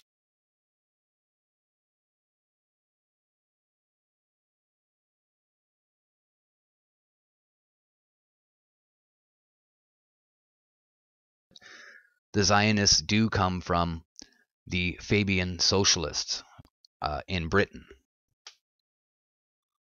So here's a little bit about them.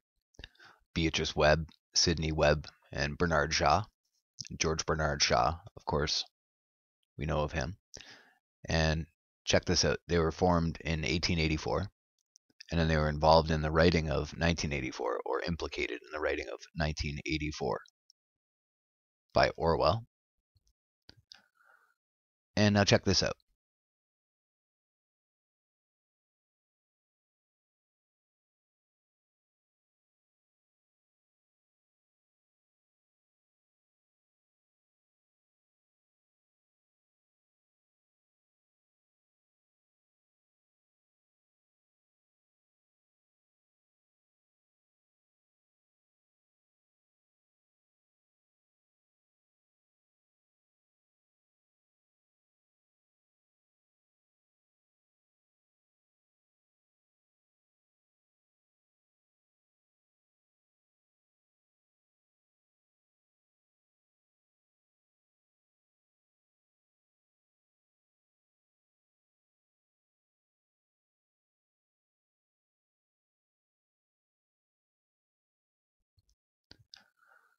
And now check this out.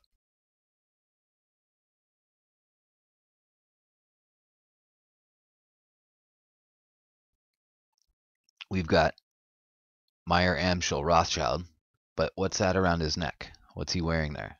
Ah, he's a Knight of Malta. See, so they're sharing the power here. Check this out. This is the other part of it. Check out this Freemasonry chart. And what is this? And this one. Look at the very top one even. That's this. The princes. Okay? The black nobility is at the very, very top of it. Okay? The Jesuits and the black nobility.